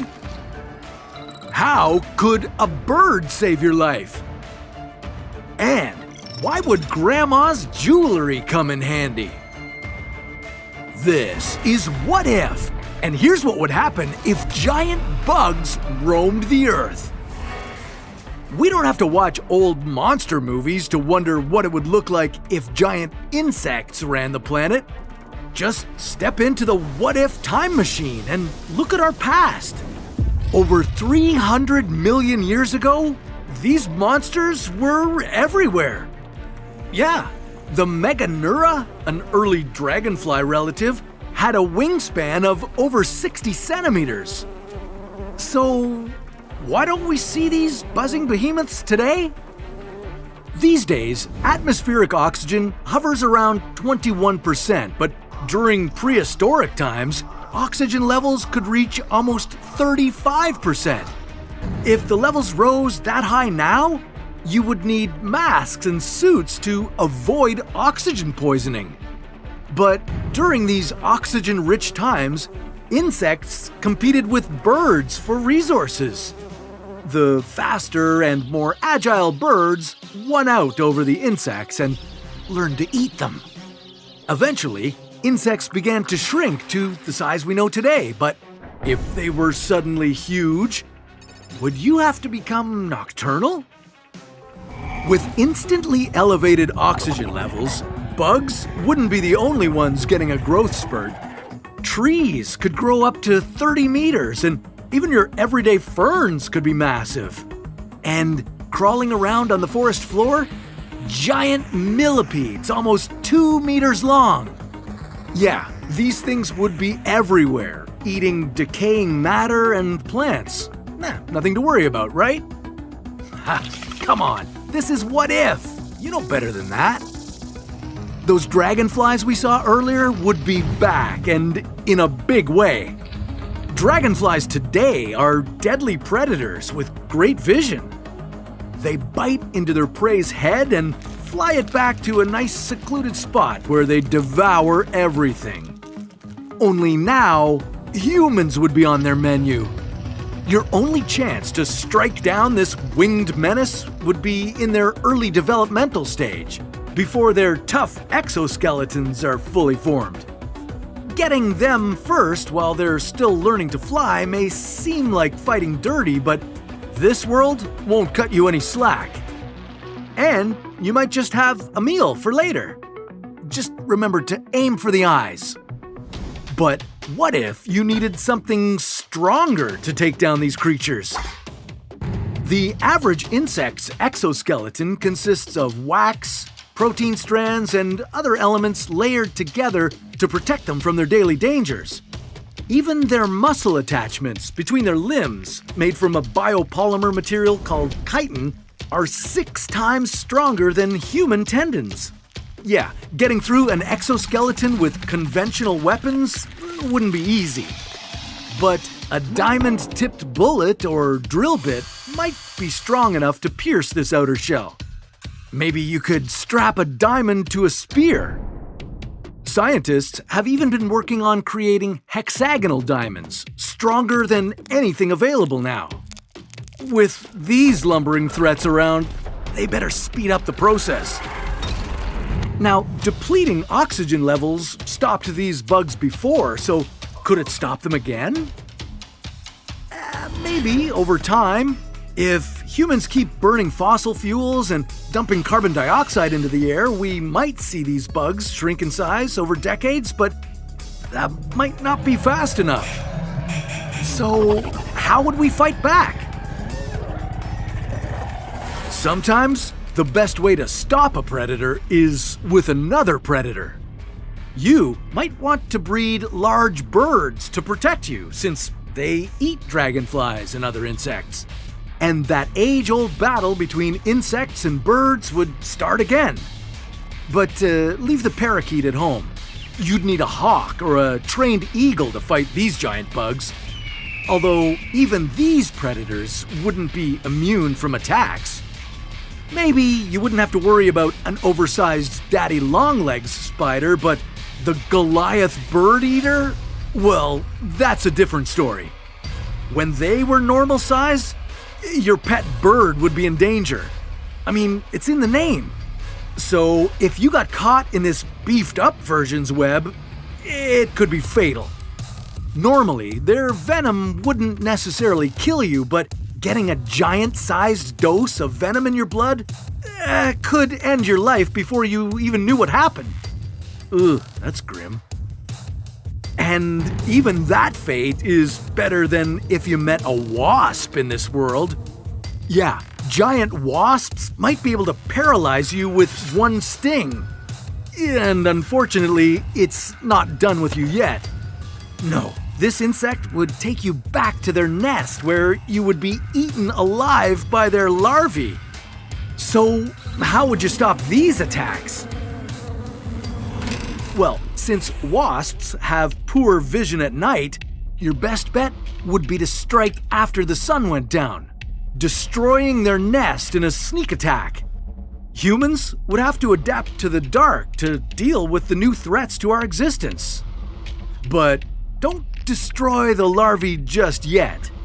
This payback is gonna be sweet. Or, well, maybe savory. When the world panicked at the sight of murder hornets, some people in Japan were laughing as they pan-fried their grubs. Yeah, these giant larvae could be preserved in jars or even steamed with rice. A wasp shish kebab could be tasty. I mean, if they don't skewer you first. This world would create a never-ending battle between humans and insects. And victory would go to whoever's hungriest. Even with these giant bugs roaming the earth, we would still have the brains and brawn to fight back. Could a monster be lurking in our oceans? And no, we're not talking about the Loch Ness Monster or the Megalodon. We're talking about a creature you've probably never heard of. The mosasaur. But what's a mosasaur? Could the mosasaur have survived the Great Extinction? And if it did, how would it change our oceans? This is What If. And here's what would happen if Mosasaurus were still alive. In 2014, a British tourist spotted a strange creature while on a cruise ship in the Gulf of Mexico. It became known as the Carnival Cruise Monster. And the description sounded a lot like a long-extinct apex predator, the mosasaur. But if the mosasaur had survived the extinction event which killed off 3/4 of the plant and animal species on Earth, then we'd definitely know about it. It would have completely changed what our oceans look like and how we use them. In fact, if the mosasaur was still roaming our oceans, the megalodon might never have existed. But how can one animal have such a huge impact? These nightmarish marine animals were actually giant lizards, kind of like the land-dwelling Komodo dragons, but they evolved for life in the ocean. Their anatomy made them dangerous predators. Imagine a lizard monster with the double-hinged jaw of a snake, massive teeth, and a tail like a shark. Oh, and they could be as large as 18 meters long. That's 4 meters longer than your average yellow school bus. They basically ate anything they wanted. No fish, dolphins, sharks, whales, or even other mosasaurs were safe. Fossils from this species have been found on every continent, including Antarctica. Evidence that these lizard kings dominated the oceans in the Cretaceous period. But they weren't all so ferocious, with some species being as small as 1 meter long. Then, how did they become so terrifying? Their ancestors were more like the marine iguanas living on the Galapagos Islands today. Around 90 million years ago, these lizards would have ventured into the ocean for food. At first, they stayed close to the shoreline, but as they evolved, they started to make the open ocean their home. The evolution of their powerful tail vertebrae made them skilled and speedy swimmers, helping them move further away from the shore. But they also remained close to the surface because, like dolphins and whales, they needed to come up for air. It only took 27 million years for the mosasaur of Jurassic Park to evolve. Of course, the mosasaur in this movie is not very accurate. Even though a real mosasaur was smaller than the one in Jurassic Park, it was still a very dangerous creature. If this species were alive today, it would completely alter our oceans. But why would it change them? And how would it affect the way we use our oceans? Much of the marine life we know today probably wouldn't exist with the mosasaur inhabiting our seas. They just wouldn't have stood a chance against this mighty foe. Instead, the fish and mammals in our oceans would look and act much differently than they do today. They would have adapted special traits and methods to avoid the mosasaurus. One ecological theory is that predators actually drive evolution because they force prey to adapt, and quickly. In fact, a 2007 study found that the diversity of marine creatures over the past hundreds of millions of years is directly tied to interactions between predator and prey. So, our oceans might actually be even more diverse if the mosasaurus still existed. But what about us? Well, this giant lizard would make the oceans a much more dangerous place for humans. We would need much larger boats. Small fishing boats and sailboats could be swallowed whole by this creature. Ocean hobbies like sailing and fishing wouldn't be as popular, and swimming and surfing would certainly be life-threatening. And maybe the story of Moby Dick would be about a menacing mosasaur instead of a whale. An ancient creature is lurking in the ocean. It's double the size of a T-Rex. Its gigantic jaws could crush a car, and now it's on the hunt for you. Megalodon sharks haven't existed for more than 2 million years, but today, we're bringing these apex predators back to wreak some havoc. Now, some people believe megs never went extinct. Instead, they're hiding in the deepest depths of our oceans. The Mariana Trench. Well, if the megalodons were still around, that would be the last place you'd find them. That's because these prehistoric tyrants hated cold water. They preferred the warmer waters of the Mediterranean and the Caribbean. They also loved to explore the coasts of Australia and California. If these predators were around today, they might seriously ruin your beach vacation. But if they spotted you swimming in the ocean, they wouldn't just attack right away, and this has to do with your size. Megalodon sharks were gigantic, at least 16 meters in length, so they needed a lot of food. Scientists estimate that megs ate about 1,200 kilograms of fish every day. To hit their caloric intake goals, they even dined on sea mammals like whales and dolphins. So you, puny human, might not be worth their attention. Unless you were hanging out with a group of friends. Now that's a worthier snack. And the megalodon could devour you and your friends all in one bite.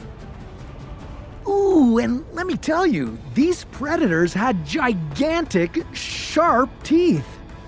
Each one of the megalodon's teeth was as big as your hand, and unlike us humans, megs kept producing new sets of teeth every week or two.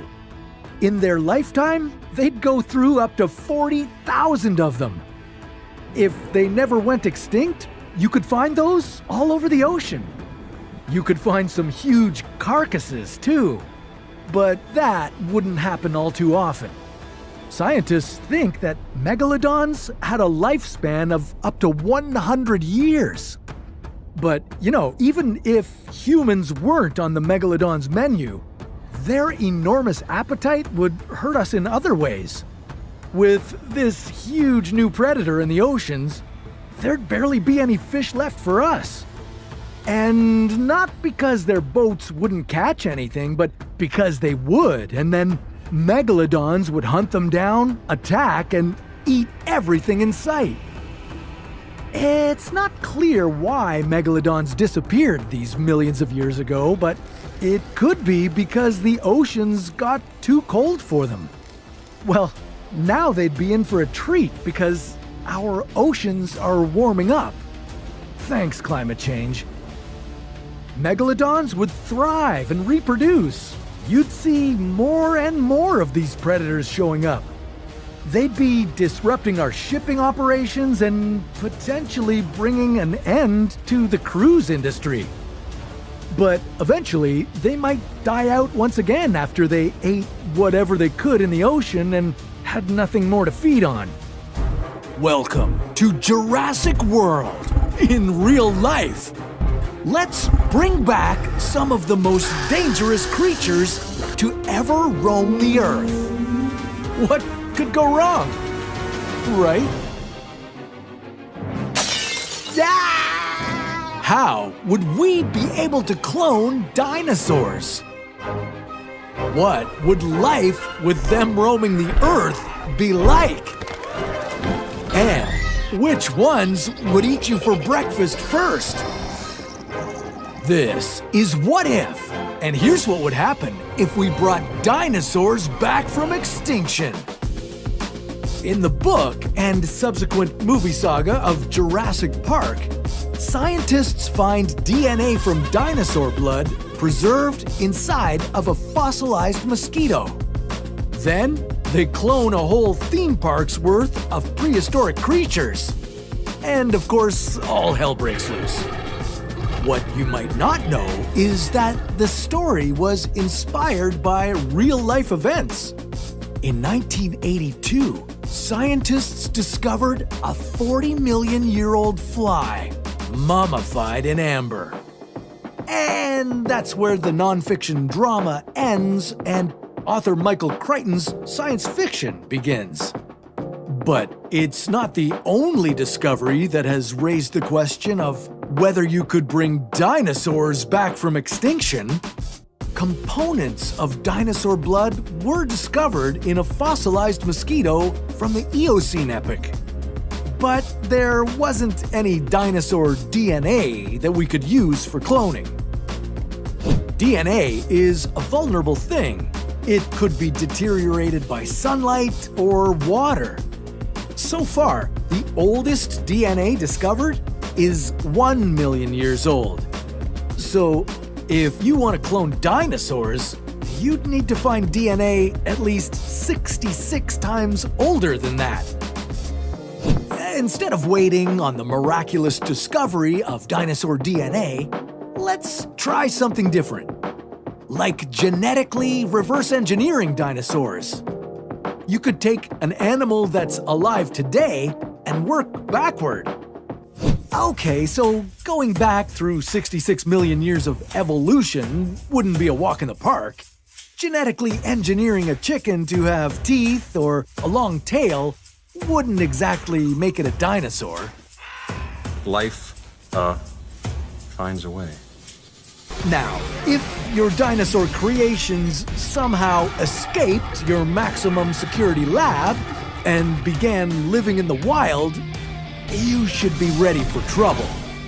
With over 700 different dinosaur species discovered worldwide, you'd have to find out which of them would be safest to share the planet with, and which ones would pose a serious threat. And you'd have to figure that out the hard way. They would breed on their own. They'd be hunted for sport or for meat, maybe even kept as pets. And then there would be a Tyrannosaurus Rex on the prowl for you. Well, no, not specifically you. Humans in general. People would spend less time outdoors out of fear of velociraptor attacks. Jobs requiring travel would become infinitely more dangerous. Do you want to be driving an 18-wheeler with one of these things running across the highway?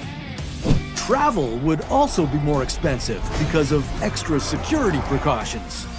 Delays and cancellations would be common due to the flight patterns of pterodactyls. And food supply chains would be disrupted, as cattle and other livestock would be prime targets for predatory dinosaurs. These creatures never had mammals to snack on in the past. Ranches and farms would be like a buffet for them. Massive herbivores like sauropods would struggle to meet their dietary needs.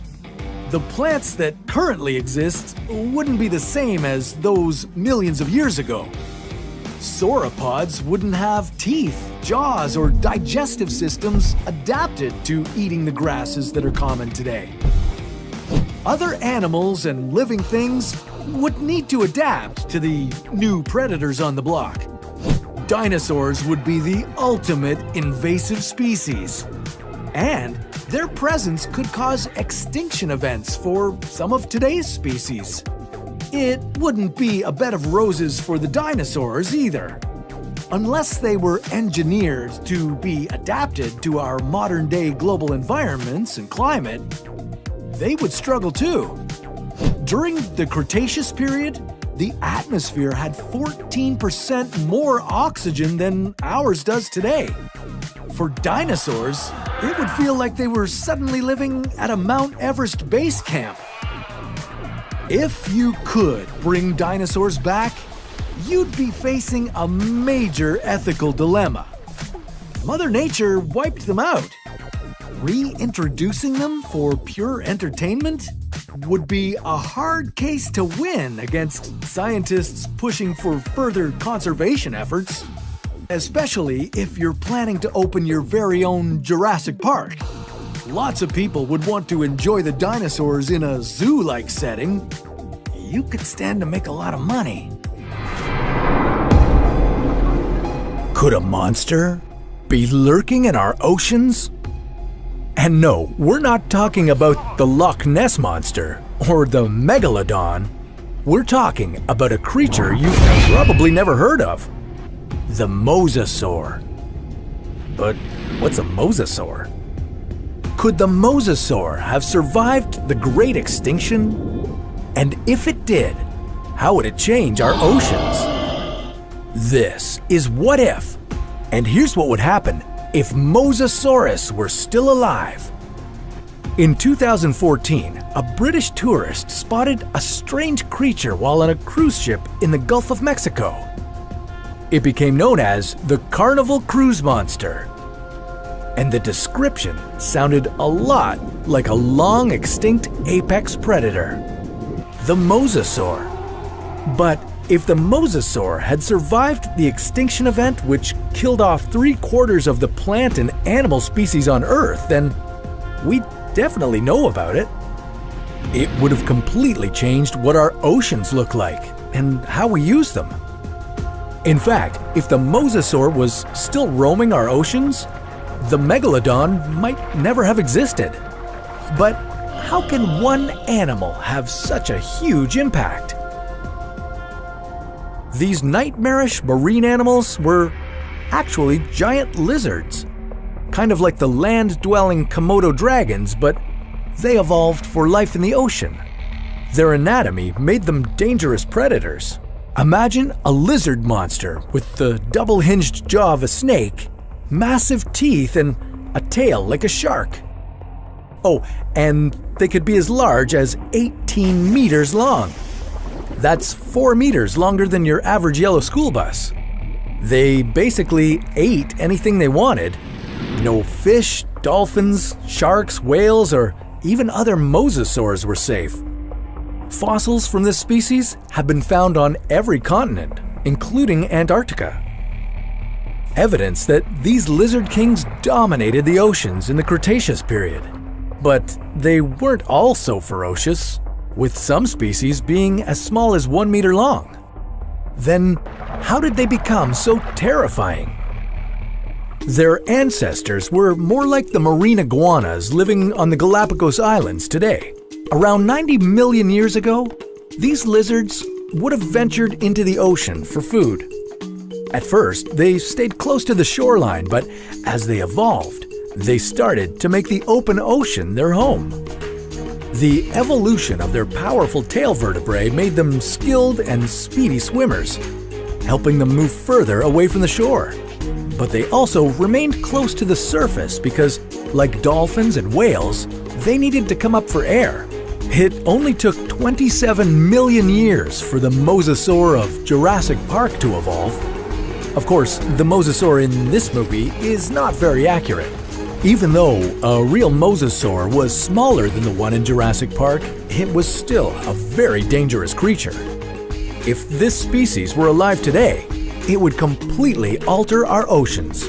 But why would it change them? And how would it affect the way we use our oceans? Much of the marine life we know today probably wouldn't exist with the mosasaur inhabiting our seas. They just wouldn't have stood a chance against this mighty foe. Instead, the fish and mammals in our oceans would look and act much differently than they do today. They would have adapted special traits and methods to avoid the mosasaurus. One ecological theory is that predators actually drive evolution because they force prey to adapt, and quickly. In fact, a 2007 study found that the diversity of marine creatures over the past hundreds of millions of years is directly tied to interactions between predator and prey.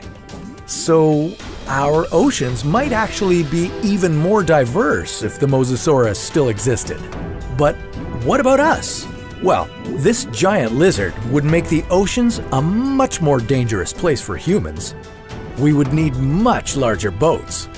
Small fishing boats and sailboats could be swallowed whole by this creature. Ocean hobbies like sailing and fishing wouldn't be as popular, and swimming and surfing would certainly be life-threatening. And maybe the story of Moby Dick would be about a menacing mosasaur instead of a whale. Thankfully, mosasaurs do not exist today, or our oceans would look completely different, and that's a good thing. Tyrannosaurus Rex, king of the tyrant lizards. It's 6 meters tall, 12 meters long, and it weighs upward of 7 tons. You can hide from it. You might even be able to outrun it. But do you really want to do this every day? What would it be like to live with T-Rex? Would we keep them in zoos? Would we eat them in restaurants? Would we wear them on our backs? Or would we live in constant fear of being chomped, clawed, or trampled? This is What If. And here's what would happen if T-Rex were still alive. Roughly 66 million years ago, a massive asteroid thought to be about 15 kilometers wide hit the Earth with an impact equal to several million nuclear bombs detonating at once. This triggered the sudden mass extinction of approximately 75% of all plant and animal species on the planet. Among them was the most powerful terrestrial predator to have ever lived, the Tyrannosaurus Rex. As one of the most popular prehistoric animals, being able to see a T-Rex in the flesh is a pretty common fantasy. But what if we got what we wished for, and T-Rex were still alive today? Would humanity be able to survive alongside them? Were T-Rex as vicious and as ruthless as they appear to be in movies and TV? Or would these massive dinosaurs be more worried about us than we'd be of them? If T-Rex were alive today, chances are they'd be an endangered species. their terrifying reputation would be no match for the habitat loss, pollution, and food shortages caused by humans. Because of this, T-Rex populations would be a lot smaller, and it's even possible that they would have evolved to be a smaller size. We'd probably have to keep them in sanctuaries, similar to a wildlife safari, since letting them roam freely would be bad for both T-Rex and humans. In the wild, a T-Rex would have to look out for hunters or poachers who'd want the thrill and the bragging rights of taking down a 7-ton beast. But even if you were smart enough to keep your distance, a hungry T-Rex looking for food might find itself stumbling onto a farm or breaking into a city zoo. And if you can't imagine a rampaging T-Rex storming around your city, just imagine an upright bus with 2 legs and sharp teeth that have a maximum bite force of about 5,800 kilograms. But it's not like T-Rex would always be out hunting humans. Scientific evidence suggests that T-Rex might have been more like scavengers than predators. Unlike most predators that tend to have super sharp vision, a T-Rex's eyes were small and weak. This dinosaur also had unusually small arms compared to the rest of their body, which wouldn't have been very effective for fighting prey. However, T-Rex did have unusually large olfactory lobes as part of their brains, which scientists think would have been helpful for smelling rotting carcasses from far away. But that same powerful sense of smell might also draw T-Rex to country ranches or urban meat factories, which would almost certainly end in disaster. A T-Rex could eat up to 230 kilograms of meat in just one bite, so your farm animals wouldn't last very long. And if you wanted to defend them, or simply prevent your house from being crushed, you wouldn't be able to take on a T-Rex without a gun. And if you didn't have one, you'd have to run for your life. T-Rex weren't super fast runners, with some scientists believing their top speed was around 16 kilometers an hour. So if you ran and hid in a dense forest where it would be hard for them to maneuver, you might be safe. You could also try to trip the T-Rex that's chasing you, since they're top-heavy dinosaurs that had a hard time getting up if they fell. Of course, we wouldn't have to worry about endangered livestock and outsmarting T-Rex if we kept them safely confined to wildlife preserves.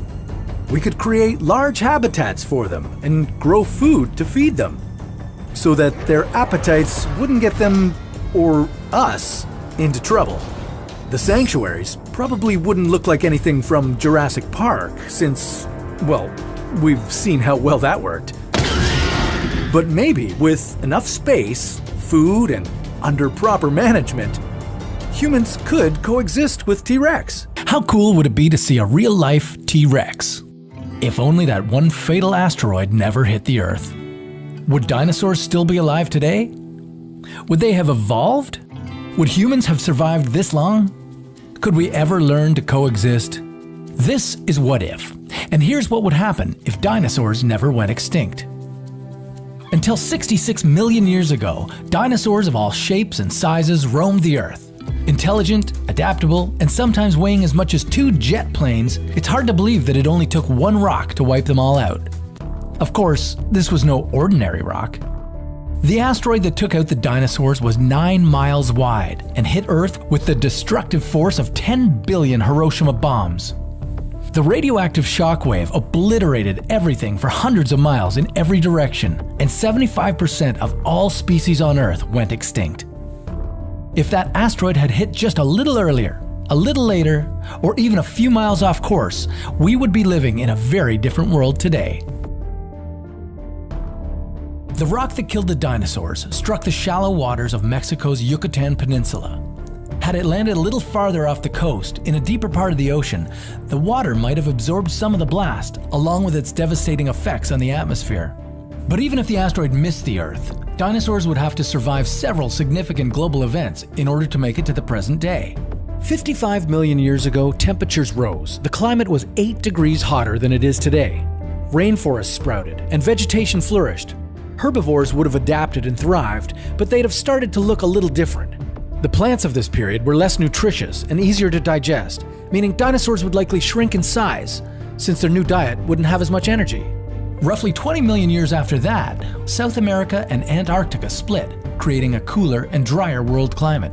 During this period, long-legged, fast-moving dinosaurs would have evolved to travel the huge grasslands stretching out across the globe.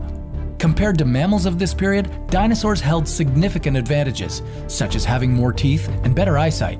Considering the dinosaurs were already so advanced, scientists wonder whether mammals would have evolved at all if dinosaurs hadn't gone extinct. It's likely that the big animals we know today would have been prey to dinosaurs. But remember, humans evolved alongside woolly mammoths and saber-toothed cats. While those species didn't survive the ice ages of 2.6 million years ago, given the evolutionary traits of some dinosaurs, there's a chance they might have persisted. But what about us? Could we handle freezing temperatures and huge, terrifyingly vicious predators? They say running keeps the body warm, but that might also make you taste better. In an alternate universe, if we did survive alongside these prehistoric beasts, it's possible we could see a real live T-Rex on a protected reserve, not unlike Jurassic Park. Human population growth and excessive hunting would have driven larger dinosaurs to near extinction. Today, they would most certainly be an endangered species, but those that shrank and adapted over millions of years could coexist peacefully among us. In fact, some actually do. Where do you think pigeons came from? It's hard to believe that birds were once the size of biplanes, but then again, it's hard to believe that with a slight twist of fate, we might have walked with dinosaurs. Or we might have become dinosaur chow and not have evolved at all.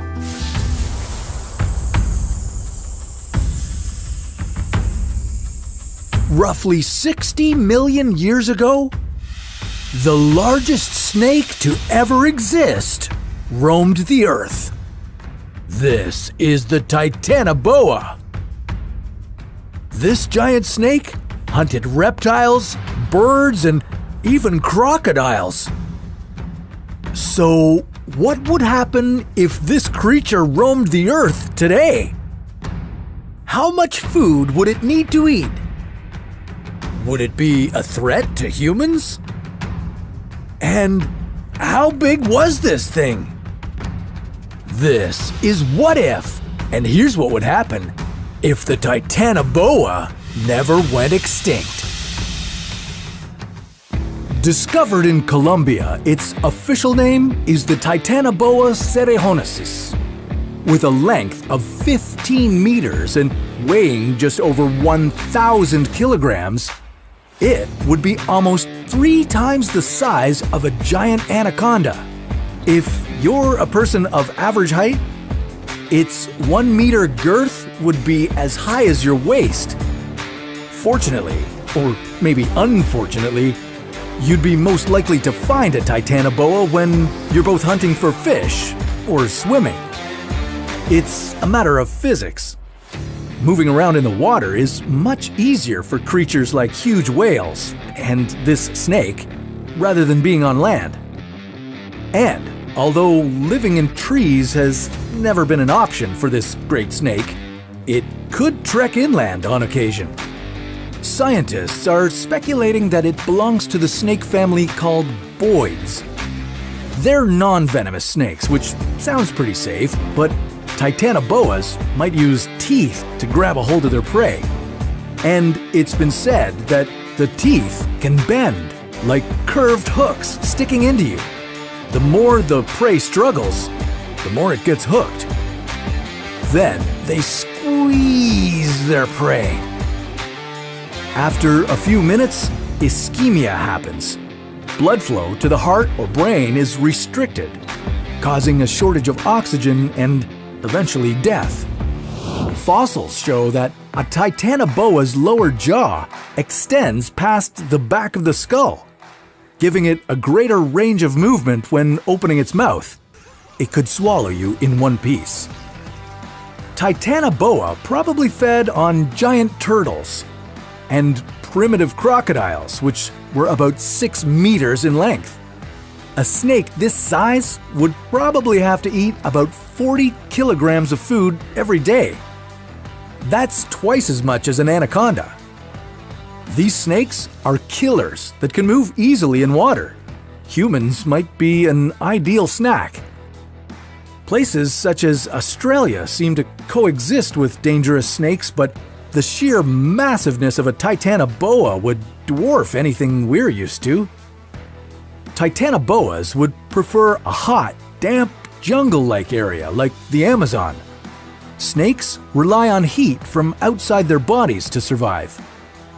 About 58 million years ago, Titanoboas lived in an environment about 5 degrees warmer than it is today.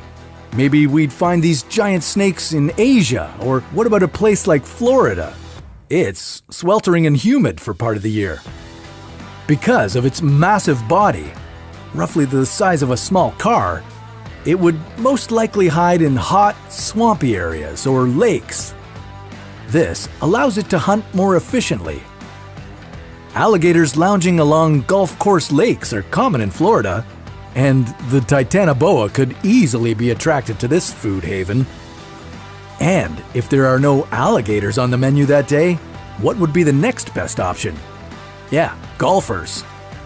I bet you're wondering if there's any benefit to having Titanoboa around. Well, yeah, pest control. Raccoons, deer, or anything ripping through your garbage would no longer be an issue with a Titanoboa on the lookout. Now, although the Titanoboa is extinct, we recommend that you stay clear of giant snakes. Beware! After many millions of years, the T-Rex is back. And this giant, scary predator is setting its hungry sights on you. What would running into this dinosaur be like? How could you possibly escape? And what would happen if it sunk its teeth into you? This is What If, and here's what would happen if you were attacked by a T-Rex.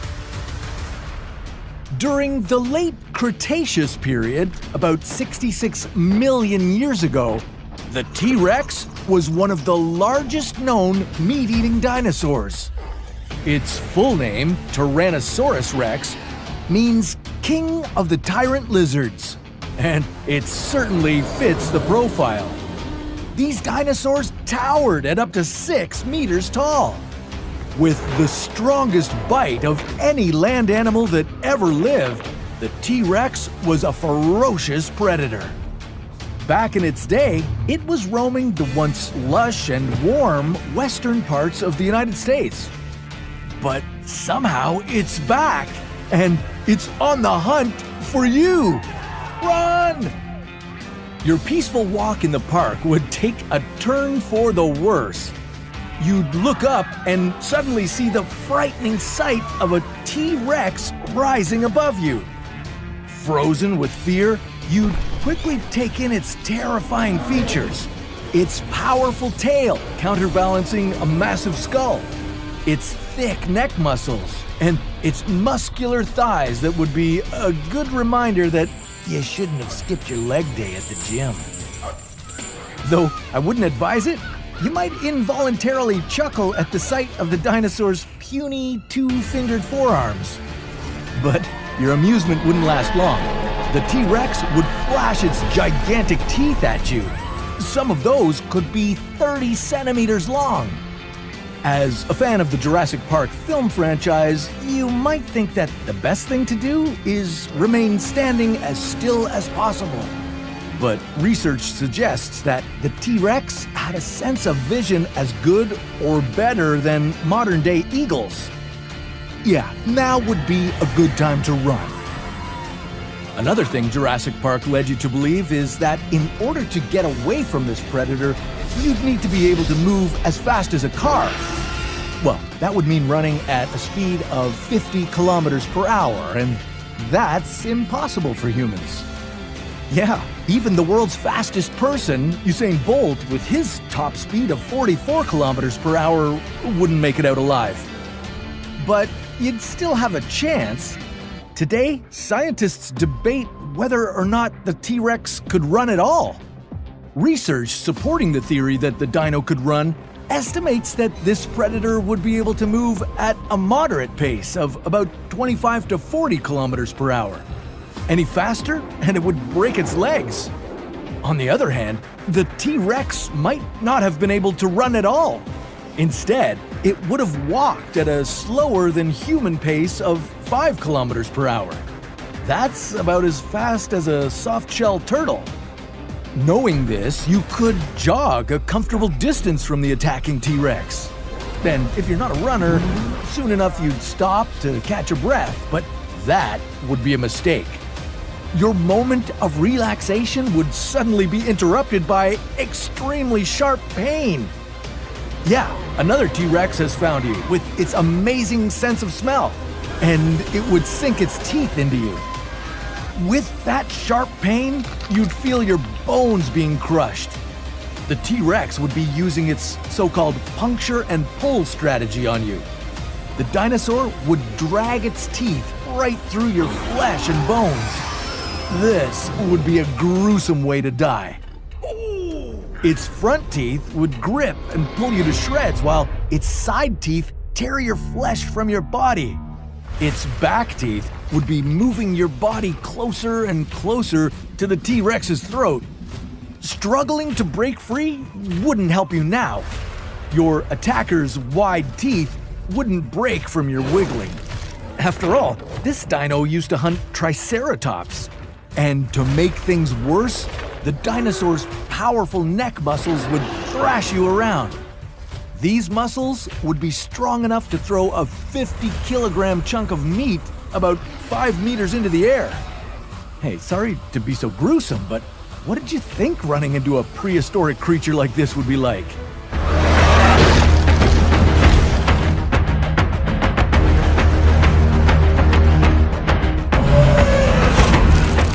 With the world's population growing every year, we need to find ways to produce more food. So, if we could bring dinosaurs back from the dead, would you eat them? How can we bring dinosaurs back from extinction? How much would they need to eat each day? And which dinosaur would be the most delicious? We're sparing no expense. Things are becoming Jurassic. This is What If, and here's what would happen if we raised dinosaurs for food. Dinosaurs haven't walked the Earth for 65 million years. But if we managed to bring them back, could we raise them for food and eat their meat? Just like the movie Jurassic Park, we could possibly bring back dinosaurs. Did you know that dinosaur DNA is most closely related to chicken DNA? But unlike in the movies, it wouldn't be easy to bring dinos back. We would need to have some dino DNA that hasn't deteriorated. And unfortunately, that isn't easy to come by. But let's say we did stumble upon some suitable dinosaur DNA. What would be the next steps? Well, scientists have been trying to resurrect woolly mammoths by sequencing their DNA from a frozen specimen. Then, they synthesized its genes and placed them into an Asian elephant embryo, as 99% of their genomes are similar. We could do the same thing to bring back dinosaurs, but we'd use a chicken egg instead. Then, we'd leave it under a heater and see if a dinosaur hatches. If it were a dinosaur, we'd treat it just like other farm animals we raise. And we'd need to feed that hungry dinosaur baby. So, how much would a dinosaur need to eat? Well, if you've watched Jurassic Park, you know that dinosaurs come in a range of shapes and sizes. So it depends on what the dinosaur's diet is. For instance, herbivores like the Brachiosaurus could weigh 4 kilograms at birth, and within a few months, they could easily weigh 10 times more. Once it becomes an adult, this plant-eating giant would weigh in at a whopping 35 to 56 metric tons. That's about the same as 120 head of cattle. And it would need to eat 400 kilograms of food per day. That's how much 16 dairy cows eat in a day. But let's not forget how much meat that dinosaur would give you. You'd have quite a feast. And speaking of meat, which dinosaur do you think would taste best? Well, it's hard to know because no one alive today has ever tried dinosaur meat. But if we compare it to the meats we enjoy, the most delicious tend to be from herbivores, the plant-eating animals, like our Brachiosaurus. Something like the infamous T-Rex might taste a little different.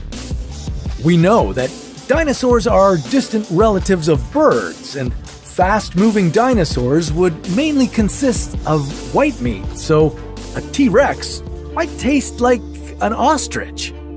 Maybe you'd prefer to eat seafood. Well, in that case, you might want to try eating dinosaurs that had marine diets.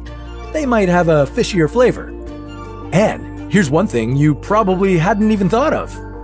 Recent studies have shown that dinosaurs, like T-Rex, had feathers.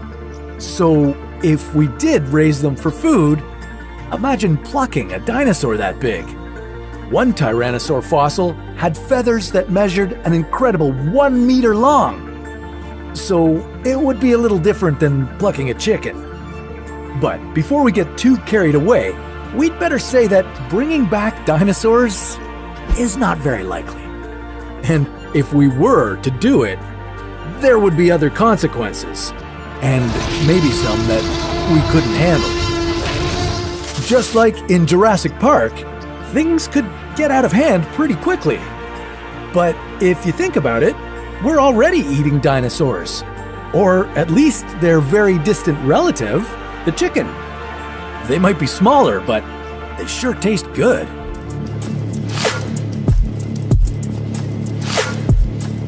Why are these crocodiles spending so much time on dry land?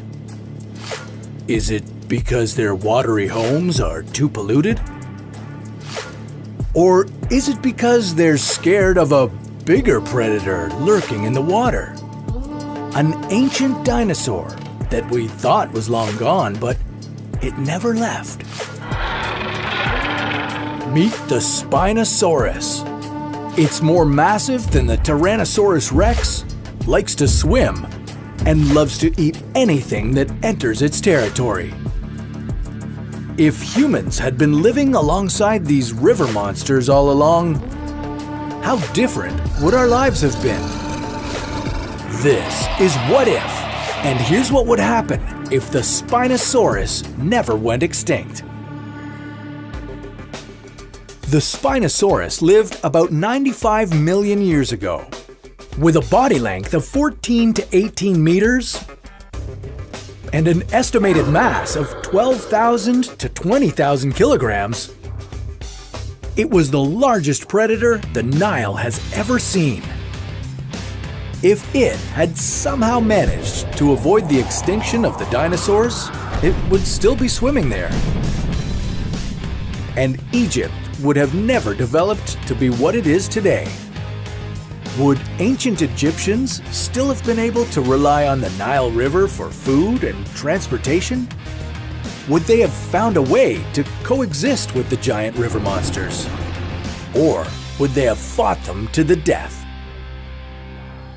This made them very hard to escape from in the water, but they were not as threatening on land because they were pretty clumsy and not well adapted to it. So if we lived in a world where the Spinosaurus still existed, then all we'd have to do is stay out of their water and we'd be safe, right? Not exactly. We wouldn't be the only ones to fear these giant dinosaurs. Today, lots of crocodiles live along the Nile River. If the Spinosaurus had survived the mass extinction and still lived in the Nile today, the crocodiles would be looking for a new home on land. And if crocodiles became land dwellers, the land along the Nile would look very different too. Crocodiles might eat small mammals, and humans would need to be more aware of their surroundings to protect themselves from the crocodiles.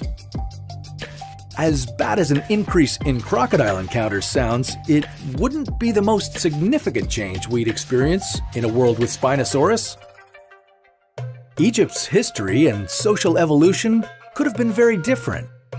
Ancient Egyptian culture relied on the Nile River, and if this large semi-aquatic dinosaur was roaming around, they might not have been able to use it as much. Or at least they would have needed a way to protect themselves from the giant dinosaur. Hunting the Spinosaurus wouldn't have been easy, but it would have been necessary if northern African communities wanted a steady supply of fish to eat. The practice would have become so important to the people's survival that hieroglyphics would probably have had drawings of the dinosaur and how the Egyptians captured and killed them. Over the years, in true human form, we would probably have started hunting the Spinosaurus for sport and fashion. You think crocodile boots are cool? Wait until you see Spinosaurus sandals. Maybe we would even have hunted them so much that they'd be on the brink of extinction. And what then? Would they become a protected species? Or would we all be happy to see them disappear? Well, before you go making Save the Spinosaurus signs, just remember that none of this is really likely to have happened. The Spinosaurus probably died from the mass extinction event that wiped out the dinosaurs. If it didn't, it would have quickly gone extinct soon after because of the lack of food. There would have been massive competition for food between Spinosaurs, since the environment was more favorable for small creatures that didn't need as much food. But that's probably a good thing. Even if it might have been cool to live with dinosaurs, if these huge dinosaurs were still living, they would have changed evolution in Africa. We might have had different fish, land animals, and ancient civilizations that were adapted for living alongside these massive creatures. It's the matchup you've been waiting for. The clash between some of the biggest titans that ever roamed the earth. Today, we're going back in time to see two terrifying predators. From the jungle marsh to the deep ocean, you can expect a Megalodon Titanoboa fight to be an epic brawl that will go down in history. How could this mega snake overpower the mega shark? What superpower would give the shark an advantage? And which animal would tower over the other? This is What If, and here's what would happen if a Megalodon fought a Titanoboa. Okay, before the carnage begins, let's break down the stats on these fighters. The Megalodon is one of the largest predators that ever lived. These sharks hunted in the oceans 20 million years ago, but they went extinct 3.6 million years ago. Growing to a length of 18 meters, these beasts measured 3 times longer than the largest great white shark ever recorded. And check out this massive jaw, spanning 3 meters wide with 276 teeth inside. That jaw is strong enough to crush a car. But will this killer meet its match against the fearsome Titanoboa? In this corner lies a prehistoric snake that could haunt your dreams, the Titanoboa. This serpent lived during the Paleocene epoch, which ended 56 million years ago. After the dinosaurs went extinct, Titanoboa became the top predator, slithering around on land. Measuring an average of 13 meters and weighing about 1.25 tons, this snake could roam unchallenged. It dominated its terrain. But a new challenger has entered.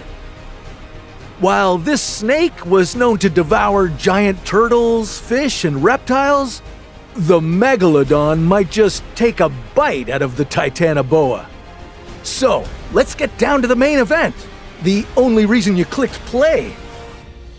This prehistoric grudge match has been millions of years in the making. But where could these giants duke it out? They both thrived in warmer climates, but the megalodon lives in the ocean and Titanoboa slides through the jungles. You'd have to lure the shark into mangroves or an estuary where the fresh water meets the sea. The megalodon's amazing sense of smell might detect the giant snake first.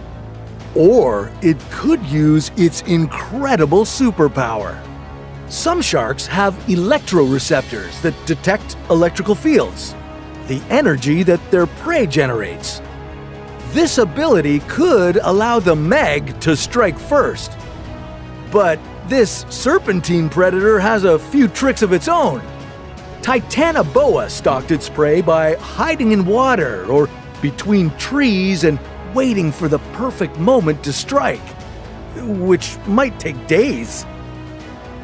If the megalodon swims right under the snake, the Titanoboa could attack before the shark knows what hit it. If the snake dives into the water, it could sink its curved teeth into the shark. And as the megalodon thrashes around, those meat hooks would dig deeper and deeper into the shark's flesh. The serpent would coil itself tightly around its prey and squeeze hard, trying to choke the life out of the megalodon. With over 276 kilopascals of pressure, the Titanoboa could really put the squeeze on the megalodon. But sharks don't have lungs. They have gills that absorb oxygen from the water. And while that massive snake's jaw opens 1.8 meters wide, it's not enough to swallow this aquatic beast whole. Titanoboa needs to crush the megalodon and collapse its organs or block its gill openings. If the snake can drag the shark into shallow water, this fight is over. But in deeper waters, the megalodon could use a high-speed assault and attack from underneath. The furious shark would use its jaws of death to maim and disable the snake, violently shaking the Titanoboa's body. In moments, those razor-sharp teeth would split the snake in two.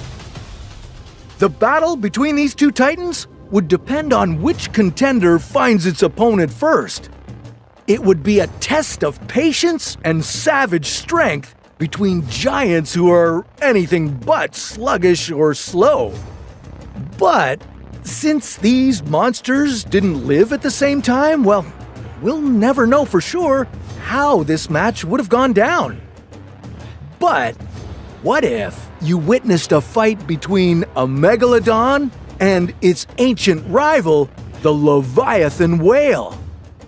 Well, keep watching because that's a story for another What If.